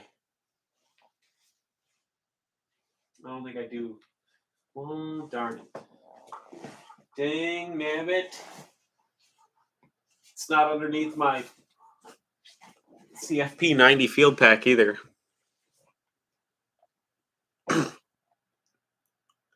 There you go. Hey, I'm pretty as well. And you know what, femboy? Being the pretty one in the relationship's kind of nice, right? It's pretty nice, right? I try to be anyways.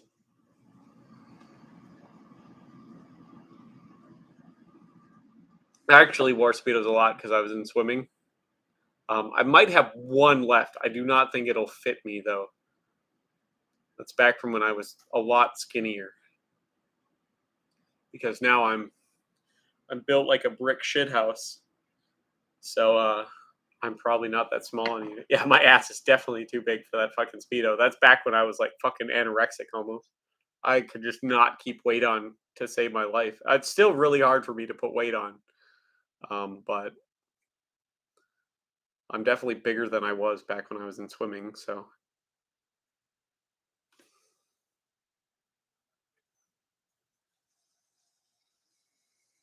For those of you who don't know, we're having a gin and tonic. Neptunia gin and Fever Tree premium tonic, which is actually a tonic I really want. And if you're looking for it, you can get it at Target. You can get it at the Boutique Target.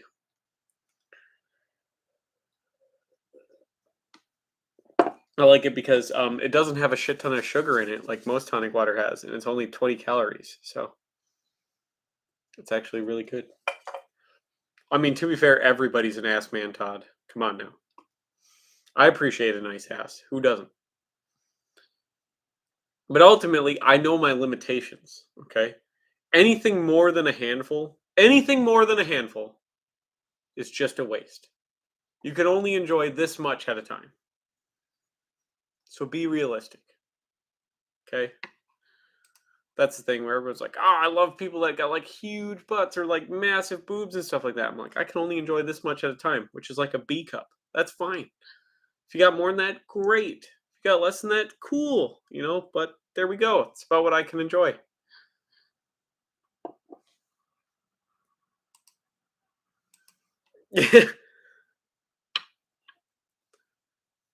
uh,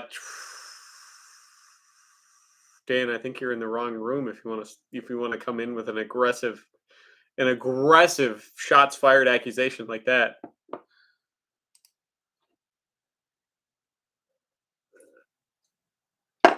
I can appreciate a lot of stuff. I will agree with that, Con. I can appreciate a lot. There's also a lot that I can not appreciate though. That I will judge very hard on. So just be noted. Be noted.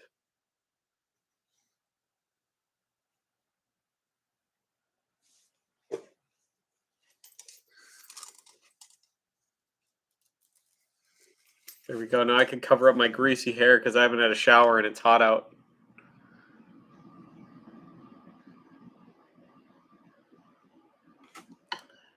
Oh. I really want a Dutch M95.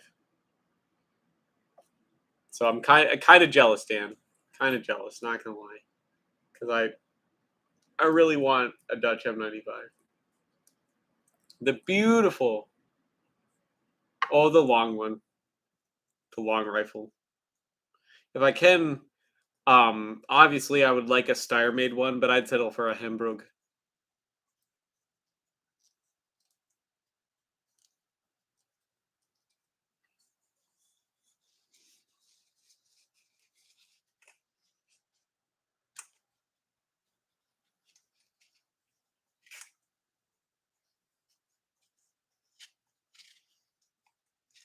Most of them are, because only the first contract was made by Steyr.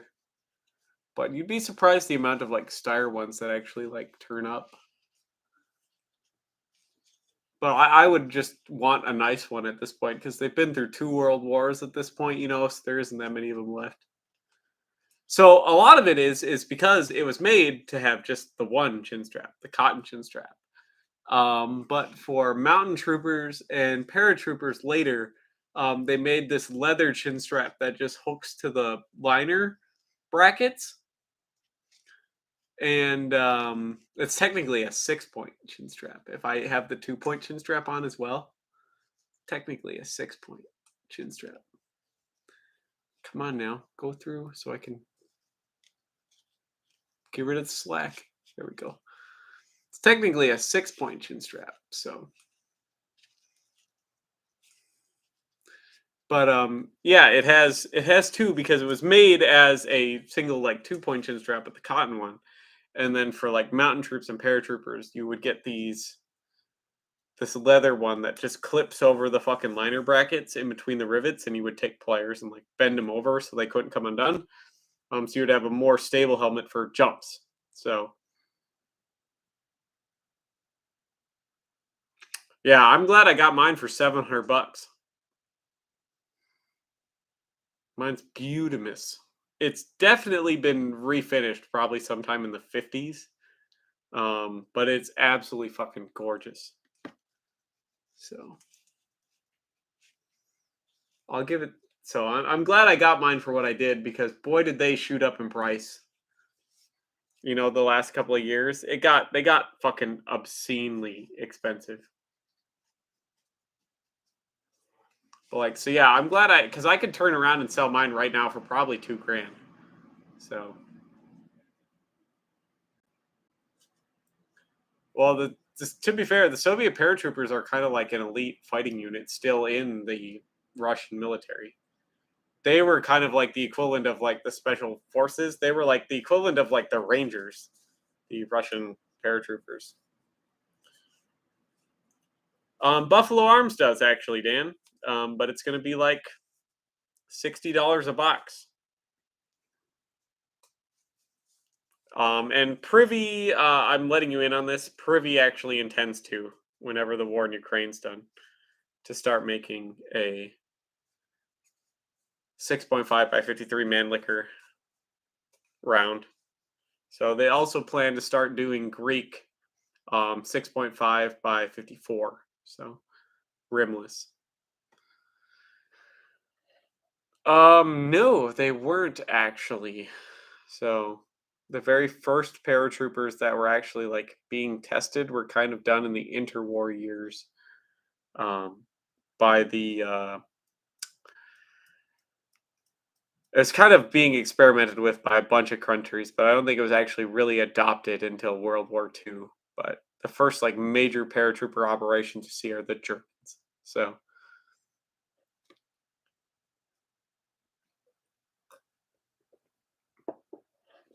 they're good at it. So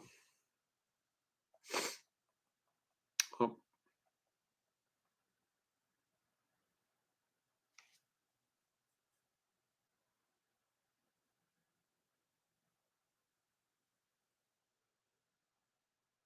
oh, I see you found that other one that I won, Kong.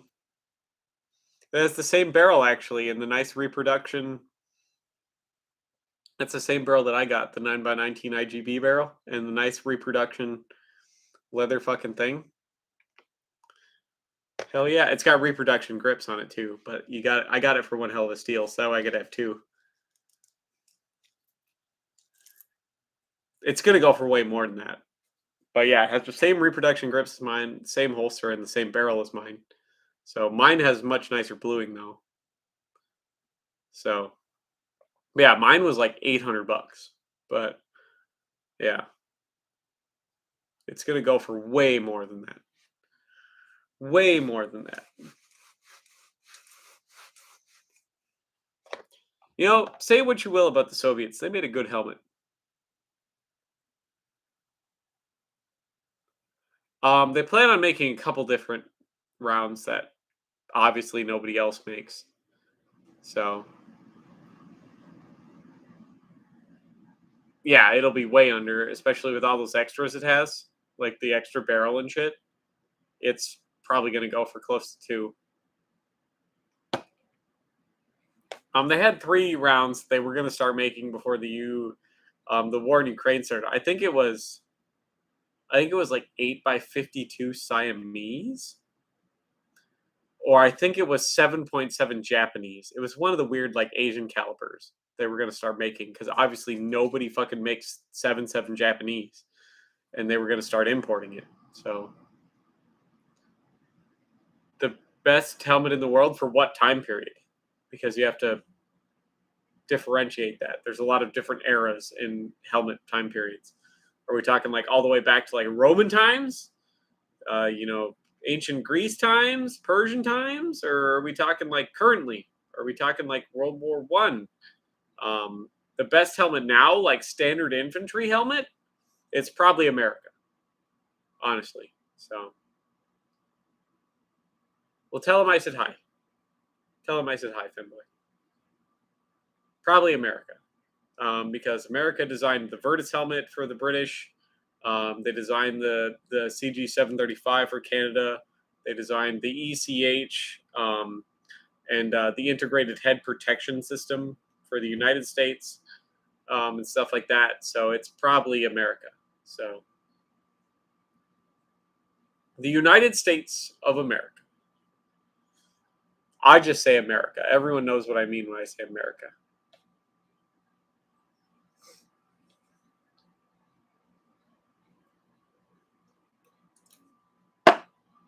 It's just how it be. Yeah, Canada, in North America. I think Canada and the United States and Mexico should just join together and form one big happy North America. Most of the world actually calls it America. So USA, I bet. Right, Dan?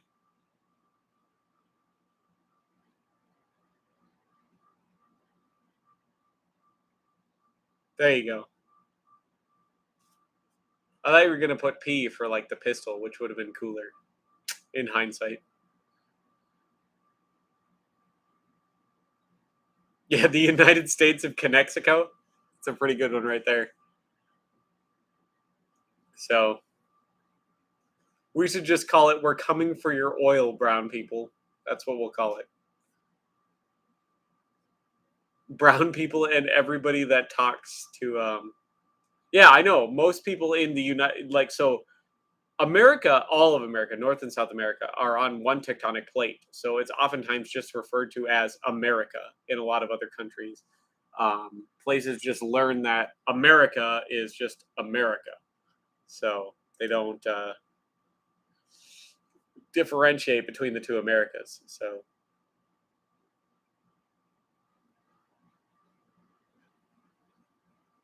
that's okay. South America they don't, until they get money and stability, they don't have an opinion as far as we're concerned here. Dan's got it right. See, Dan already beat me to it. He's got it right. America. That's what you say. The Americans. They're coming. And then you refer to the Mexicans as the Mexicans, the Canadians as the Canadians, and the Hondurans as the Hondurans, and stuff like that.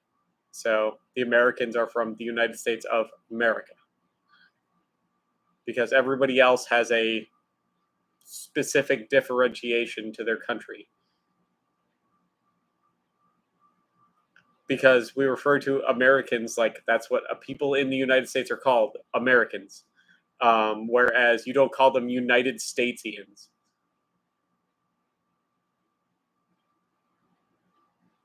So,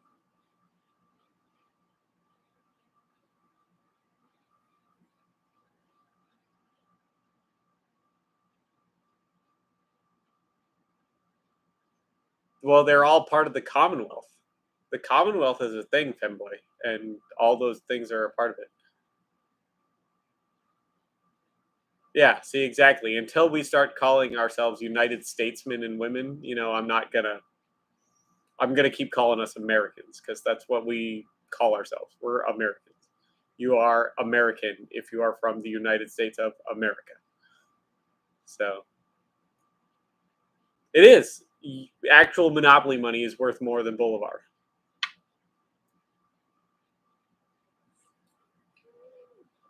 But you got to differentiate Bolivar. So yeah, but like it's the same thing as like Canadian citizens. You are Canadian if you are a Canadian citizen. So just like you are a Mexican if you are a Mexican citizen.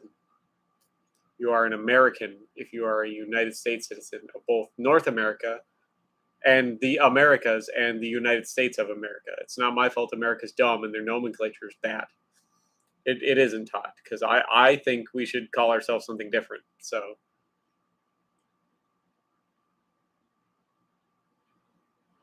but that's just what it is. It would make sense, but maybe someday.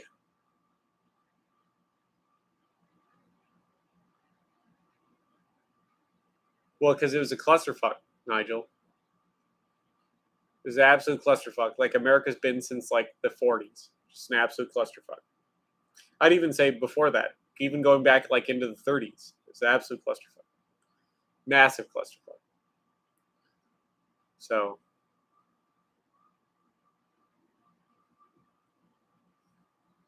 I can't be a president.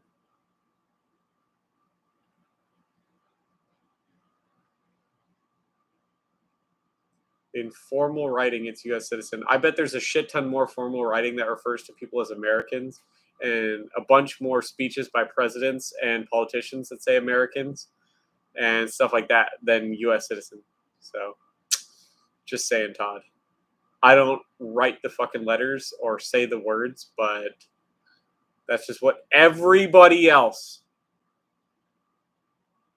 knows us as. Annex the North.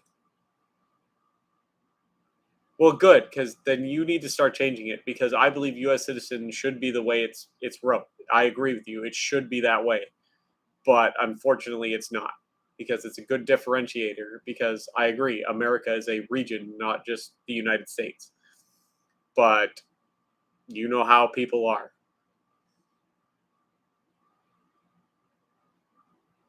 All right, take it easy. I should be asleep too. It was my bedtime like 45 minutes ago.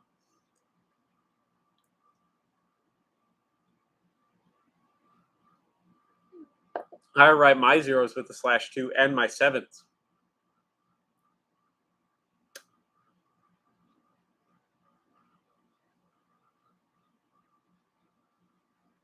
I agree, Todd, but what do you do? What do you do?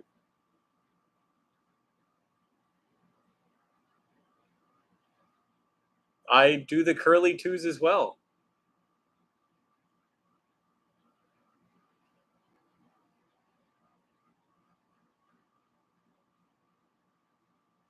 A lot of people, Alexi. A lot of people here.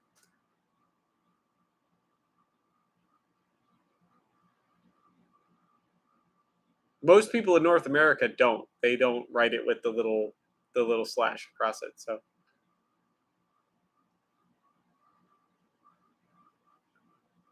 that's all right. I'm not going to be on too much longer either because I was supposed to be in bed like 45 minutes ago and I still have to shower. Well, Alexi, okay, this is a secret between me and you, but the United States citizens are dumb. Okay, we can't like take their rights away though because they have like guns and they're stupid and can't be reasoned with. So like we got to just bide our time here. Okay.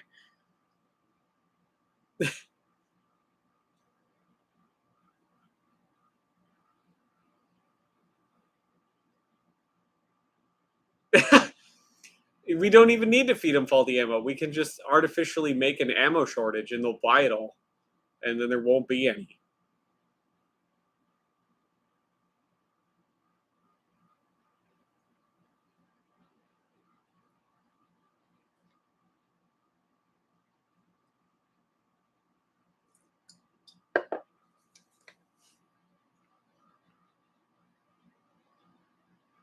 I'm just saying.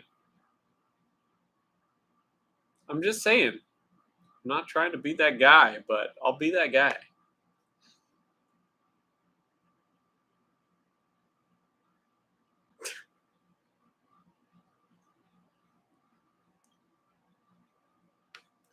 See, this thing's taking fucking forever to upload. We're only that far in, and it's been waiting for like hours.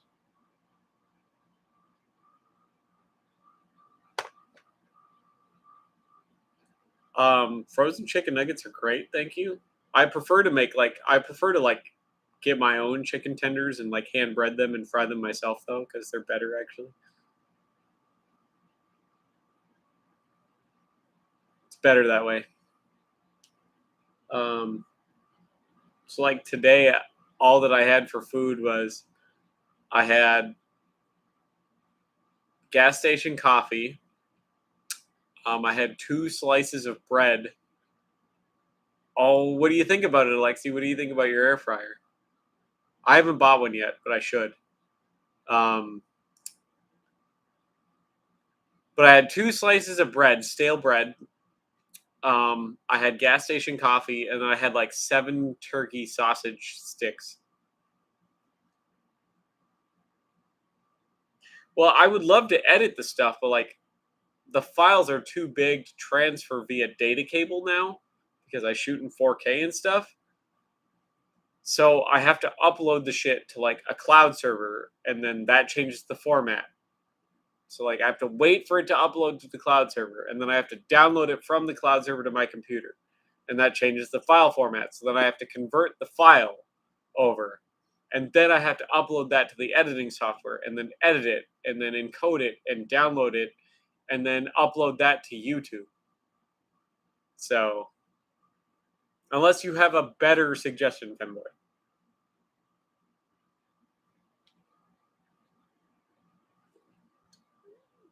But I think a lot of the reason I can't use a data transfer cable, like a high speed data transfer cable, is because my computer is so old. So I'm thinking new computer will fix a lot of my problems.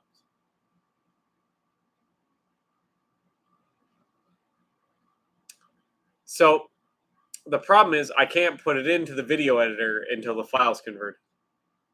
It won't let me upload it to my video editor until the file's converted because for some reason when I upload it to the cloud, it takes it from a video file and converts it into a different file.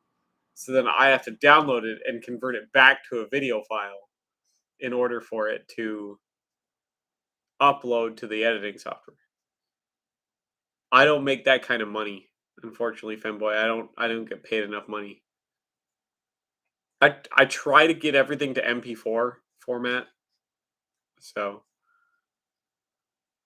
but for some reason Dropbox takes everything from an MP4 file and converts it to something else that isn't any video file. And then when I download it, I have to convert it back to an MP4 file before I can edit it. So, I mean, the conversion doesn't take long. It's the uploading it to Dropbox and then taking it from Dropbox and downloading it to the computer. That takes days. So, like the videos that I shot that I'm hoping to put out on Sunday, I filmed on the 24th and they're still not done uploading. I took 3 videos and we're like, the first and the second one are done and converted. And the third one is still uploading to Dropbox. And then I will have to take it from Dropbox, back it up on my computer, download it from Dropbox to my computer, convert it over, and then put those 3 files into video software, edit them, and then upload them to YouTube and hopefully get it out Sunday. So, but for some reason, the files will just start over downloading sometimes.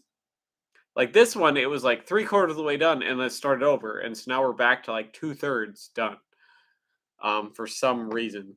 So I don't know why it takes so long to do, but yeah, it's a problem. But I think a lot of it is just because I used to be able to just take my 4K videos and data transfer them onto my computer, but I think my computer is just because it's 11 years old now. It's just so old it can't handle shit anymore, because it's trying to run so much stuff and, with all the updates and stuff it has to do to try to keep up, it just gets slower and slower and worse and worse. I started having more problems with it the more updates it does. So it's just time for a new PC. So I'm just gonna shell out a shit ton of money for like a fucking 9 core, fucking super processing computer. So it's going to cost me a shit ton of money, but I'm going to do it and then hopefully be set for a few years. And then obviously, I've been reading a lot about PCs and like parts to upgrade them and build them and stuff. And then so I'm just going to buy a really good PC to start and then replace it as I need to down the road. So that's the thing.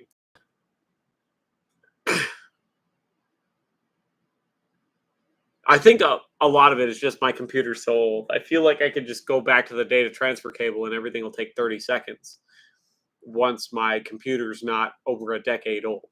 You know what I mean? So, but I just gotta pay my rent and everything and make sure I got enough money set aside in case something bad happens and then buy a PC. So, buy a nice big tower. But then that'll have the tower. I'll probably still be using the laptop for a while until I could buy, a good keyboard and a good monitor and have the mouse, but I probably should get a better one because my mouse is getting pretty old. So, no, I don't record on an SD card because unfortunately I have an iPhone and it doesn't have access to like an SD card. But I have thought about SD card. So maybe down the line because people have suggested SD card before. So, but I'd have to go buy like an actual camera then, and that's even more money. You know what I mean? So, like, this is fine. It's just slow. And yeah, iPhone is gay. Just like Samsung is gay. And the Google Pixel is gay. And all this other stuff. They all have their perks and stuff like that. But I'm not gonna shit on iPhone because I had an iPhone 6 for literally 10 fucking years and it worked great for a decade. A whole fucking decade. So I will not shit on iPhone because they have good security and it worked for fucking 10 years. 10 fucking years. So it does what I need it to. That's all I needed to. I don't need it to run everything. I needed to text, I needed to make phones, I needed to run like 4 apps, and I needed to have a camera. Okay? And my last iPhone, which my entire YouTube channel was shot on an iPhone 6 up until a couple months ago. Literally every single video was shot on an iPhone 6 up until a few years ago. And yeah,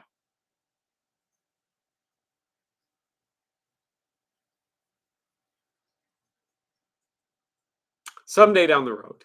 Someday if I start making a shit ton of money on my Patreon and stuff, I'll go that route, but I got to get there first. That's the thing. So, but we'll go until we hit 2 hours here and then I'm going to get off and get in the shower and go to bed because I need to obviously my hair is getting rather greasy because it is quite hot and humid out today. So as you can see, my hair is rather greasy today. So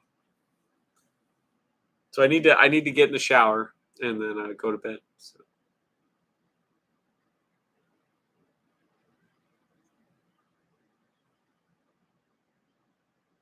But we'll get there. We'll get there. When I get all the money in the world, when Patreon start paying me enough money. Here's the thing: if all of my subscribers paid me $1, I'd be making almost $4,500 a month. I'd be ecstatic to make $100 a month, but we're $30 away from that still. We've been $30 away from $100 a month for over a year. I haven't got really any new patrons in over a year. So, which zoo? Which zoo, Dan? That's right.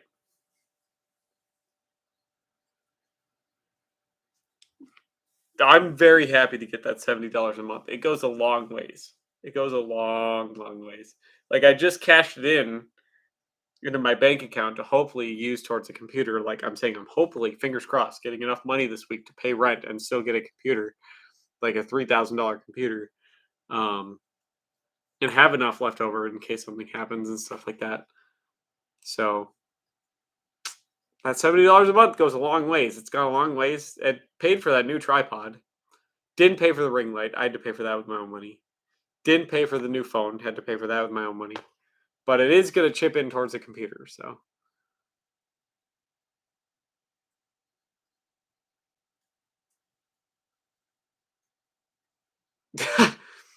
as long as it hooks up with all the American stuff. A lot of problems with a lot of European stuff is it doesn't actually integrate with American stuff.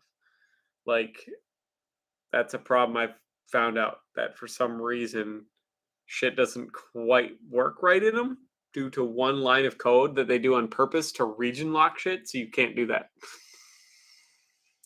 So we'll see. We'll see, Femboy.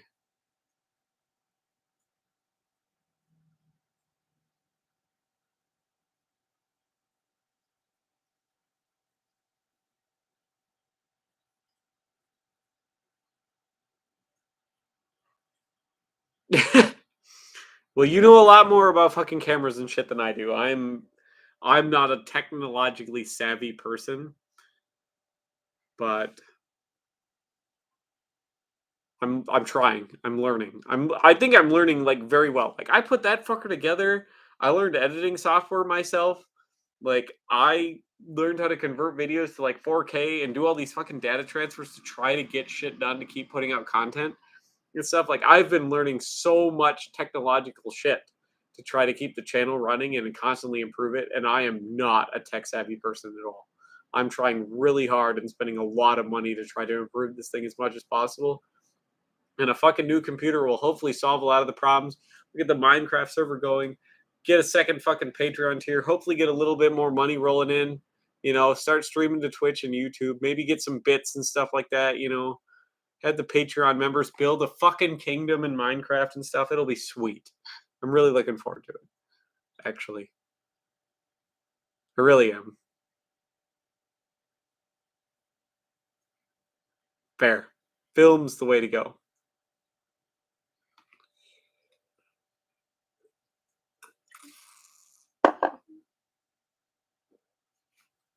And Kong never paid me enough to eat this whole can of sweetened condensed milk, which I'm kind of thankful for. Because it's a pretty old can of sweetened condensed milk. It's probably been in that cupboard for over a year. Still got a whole year on the date, though. That's right. Dan's the man. He is. It's right there in his name. He's probably paid me more money than anyone else because he seems like almost every stream he's given me a $10 super chat, which is great because I do quite a lot of live streams. So that's a lot of money over the years. Dan's paid me. He's probably paid me more than anyone. So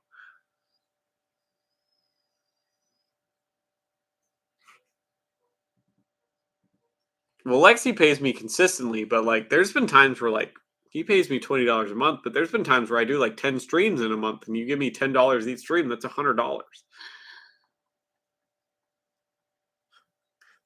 This Amish chair, I paid for this myself, Kong, but you gave me a nice gif of a chair, which is almost good enough to sit on.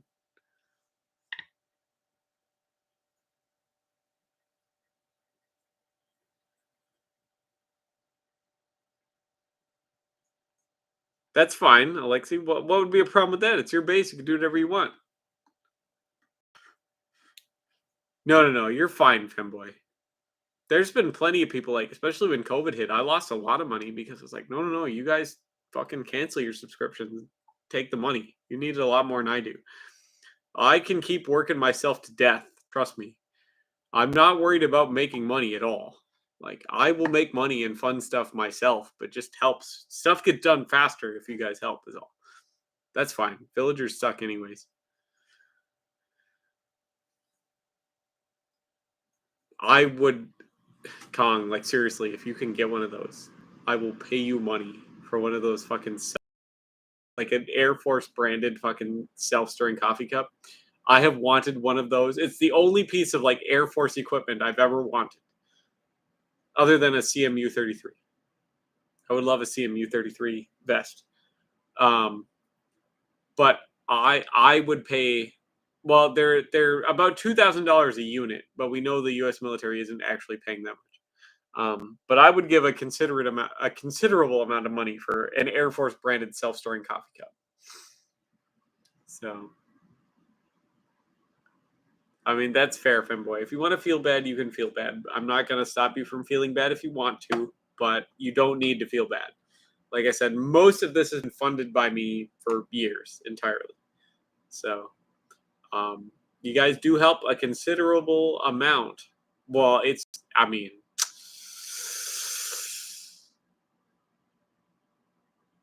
maybe, Con, maybe. Um, because I can get another Starhon. I actually have some leads on more Starhons for a reasonable price. But yeah,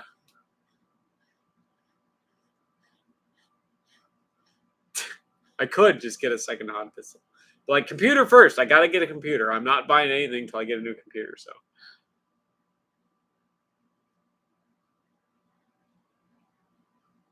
I have no idea what an RNLI is. How far am I off from what? I've got plenty of money. Like if I knew nothing bad was gonna happen and stuff like that, I would be able to buy a PC right now. Buy the tower anyways. I probably have to wait to get a good monitor, like a good big monitor, and like a keyboard and stuff for a little bit, like a good keyboard and whatnot. But like I have the money for it right now. If I didn't have to pay rent and I knew nothing bad was going to happen, like my car wasn't going to shit out, or if I wasn't going to get hurt and stuff like that, I would have the money right now, but I got to make sure I have stuff set aside for if something bad happens. So, so depending on how this, so what I'm waiting for basically is this week's paycheck should be $1,500 to $2,000 this week, which I will get paid on Friday, and then, but I'll lose a lot of that to like taxes, obviously. But then we are ratifying tomorrow the new union contract for my company, in which a $3,500 bonus is supposed to fall into my lap for the last couple of years of COVID, working during COVID, and back pay because the union contract was technically due January 5th, but they negotiated it up until it's not even ratified yet. We're supposed to vote on if it's going to be ratified tomorrow, so they have to back pay us for all the difference in what the contract says for all of that time, which is basically 9 months. By the time it'll get ratified, it'll be 9 months probably. So there'll be 9 months of like back pay, which will add up to probably close to two grand. So I'll probably get a $5,500 bonus here. But like half of that's going to go into taxes. So I'll probably get like basically 2,500 to 3 grand, and a lot of that, based with the money I have saved up, will go towards a PC and a monitor and stuff like that. And then hopefully I'm not going to have to buy anything for like 10 years. And I know enough about PCs now that like as the stuff kind of gets out of date in this PC, I'll be able to replace it with more up to date stuff. So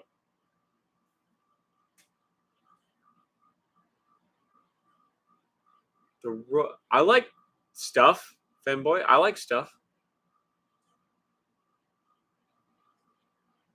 They're not. They're not. I'm actually supposed to talk to the union president tomorrow when he's up here at the warehouse. Personally, he actually requested to talk to me specifically because I work way too much and they're not paying me enough for how much I work. So, um, so we're supposed to yell at some people together, I guess. I said I'll bring my gun, and he's like, "It's in your contract not to bring a gun." And I was like, "Fine, blunderbuss then." So, but yeah, basically, it's supposed to be he's trying to fight to get me because I'm a special case, I guess, because I was forced to go on to a route that is way too many hours over contract, and I wasn't getting paid for it, and so he's gonna try to fight to get me something extra paid from the company, which will probably just be a lump sum bonus of a couple $1,000s, which will get taxed at 52% because Minnesota, and yeah. So, no, probably not.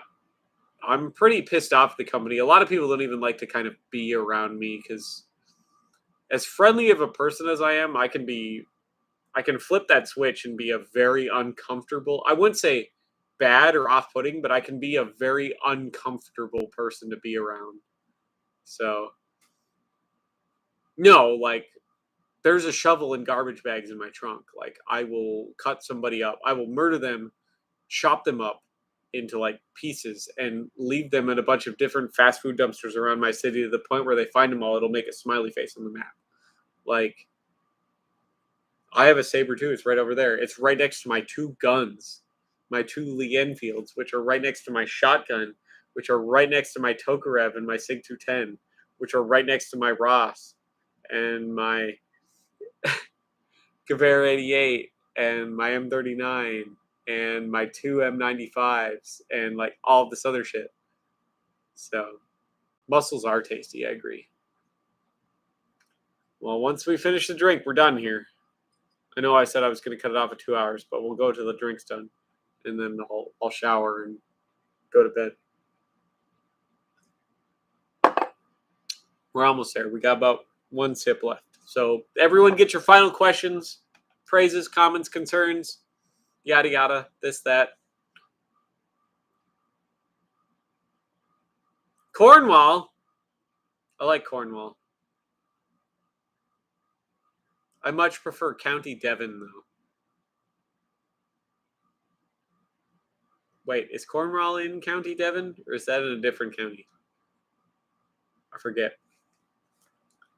Vacation? I don't get vacation, Alexi. Well, I'm hoping house.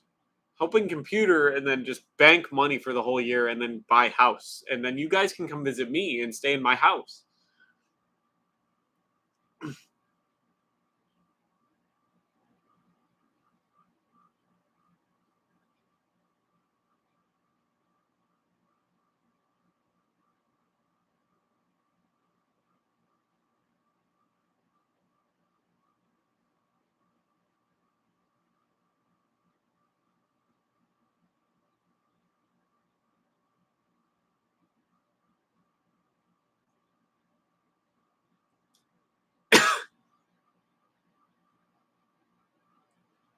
Oh, darn it. I don't think Cornwall's in County Devon.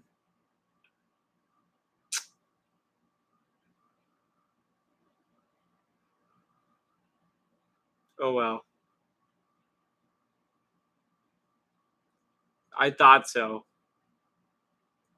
I thought so.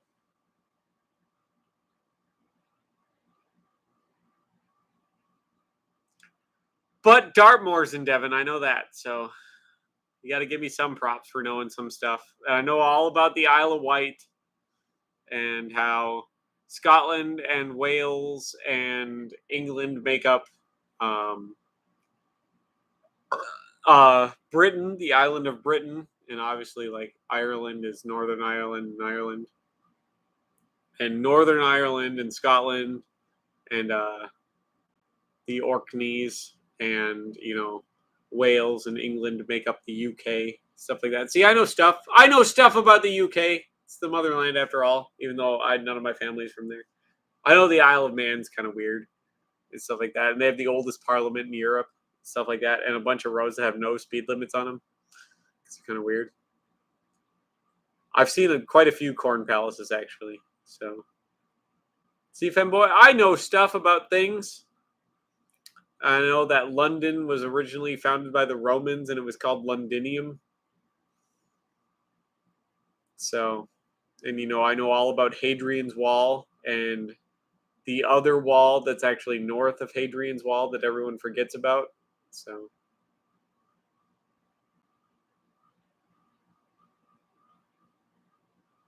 well, once the Queen dies and Charles takes over, I'm going to be very anti-monarchy. There's actually a bunch of Londons. There's a London in Canada too. So,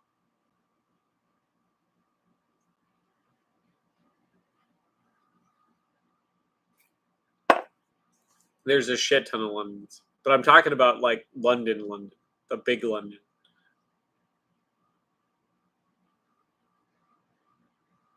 So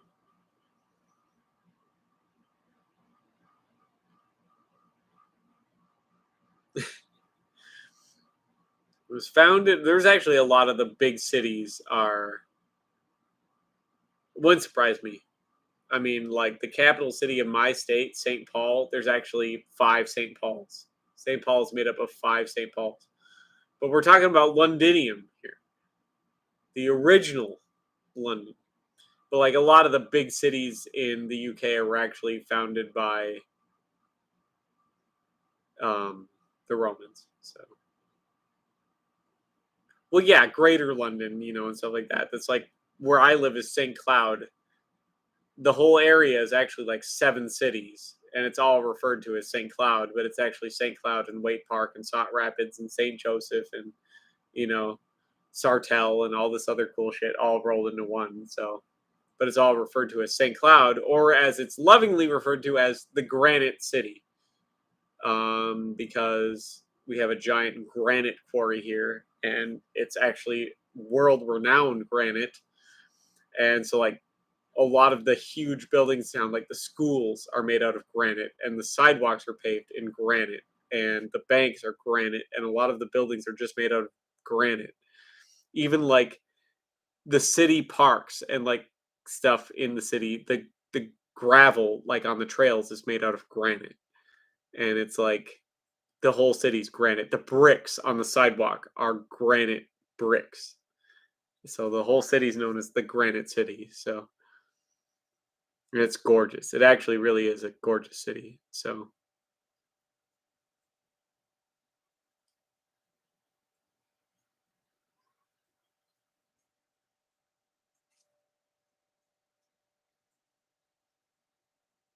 you know what we should do, Femboy? Burn it down. That's right, Dan. You get it. Well, there's actually a shit ton of crime and drugs and everywhere else, like in America. But what do you do? What do you do? You buy a shotgun. That's what you do. It's sitting right over there. It's a Remington 870 Wingmaster with a Magnum chamber. Because fuck them. That's why.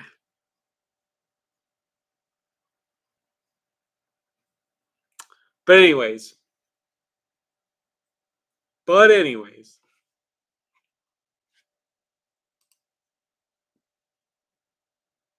So Webbington. That's right. Remington 870 Wingmaster. It's a cool shotgun. Got it for pretty cheap.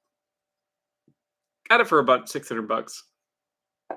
So all said and done, transfers and a couple boxes of shells and a sling and shit for it and stuff. So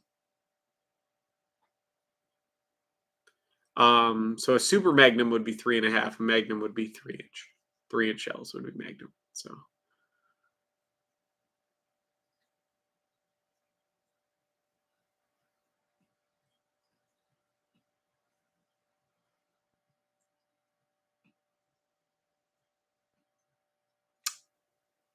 wouldn't surprise me. But anyways, thank you all for stopping by. I appreciate each and every one of you. It's always great to talk and see how everyone's doing and catch up and stuff like that. It's a great time. See how good my video progress is doing on my upload to Dropbox. We're 3/4. We went from 2/3 to 3/4. Look at that. So we're close. We're very close.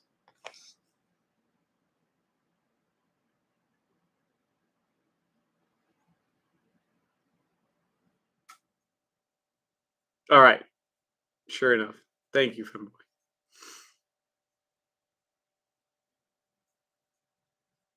Well, a lot of shotguns aren't 3.5 inch.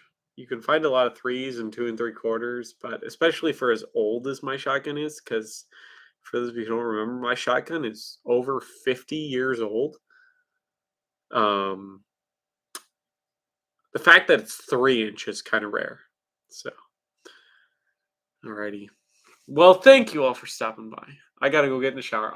I should have been in bed an hour and 15 minutes ago because I have to get up at like midnight for work and go yell at the union guy and yell at other people and stuff.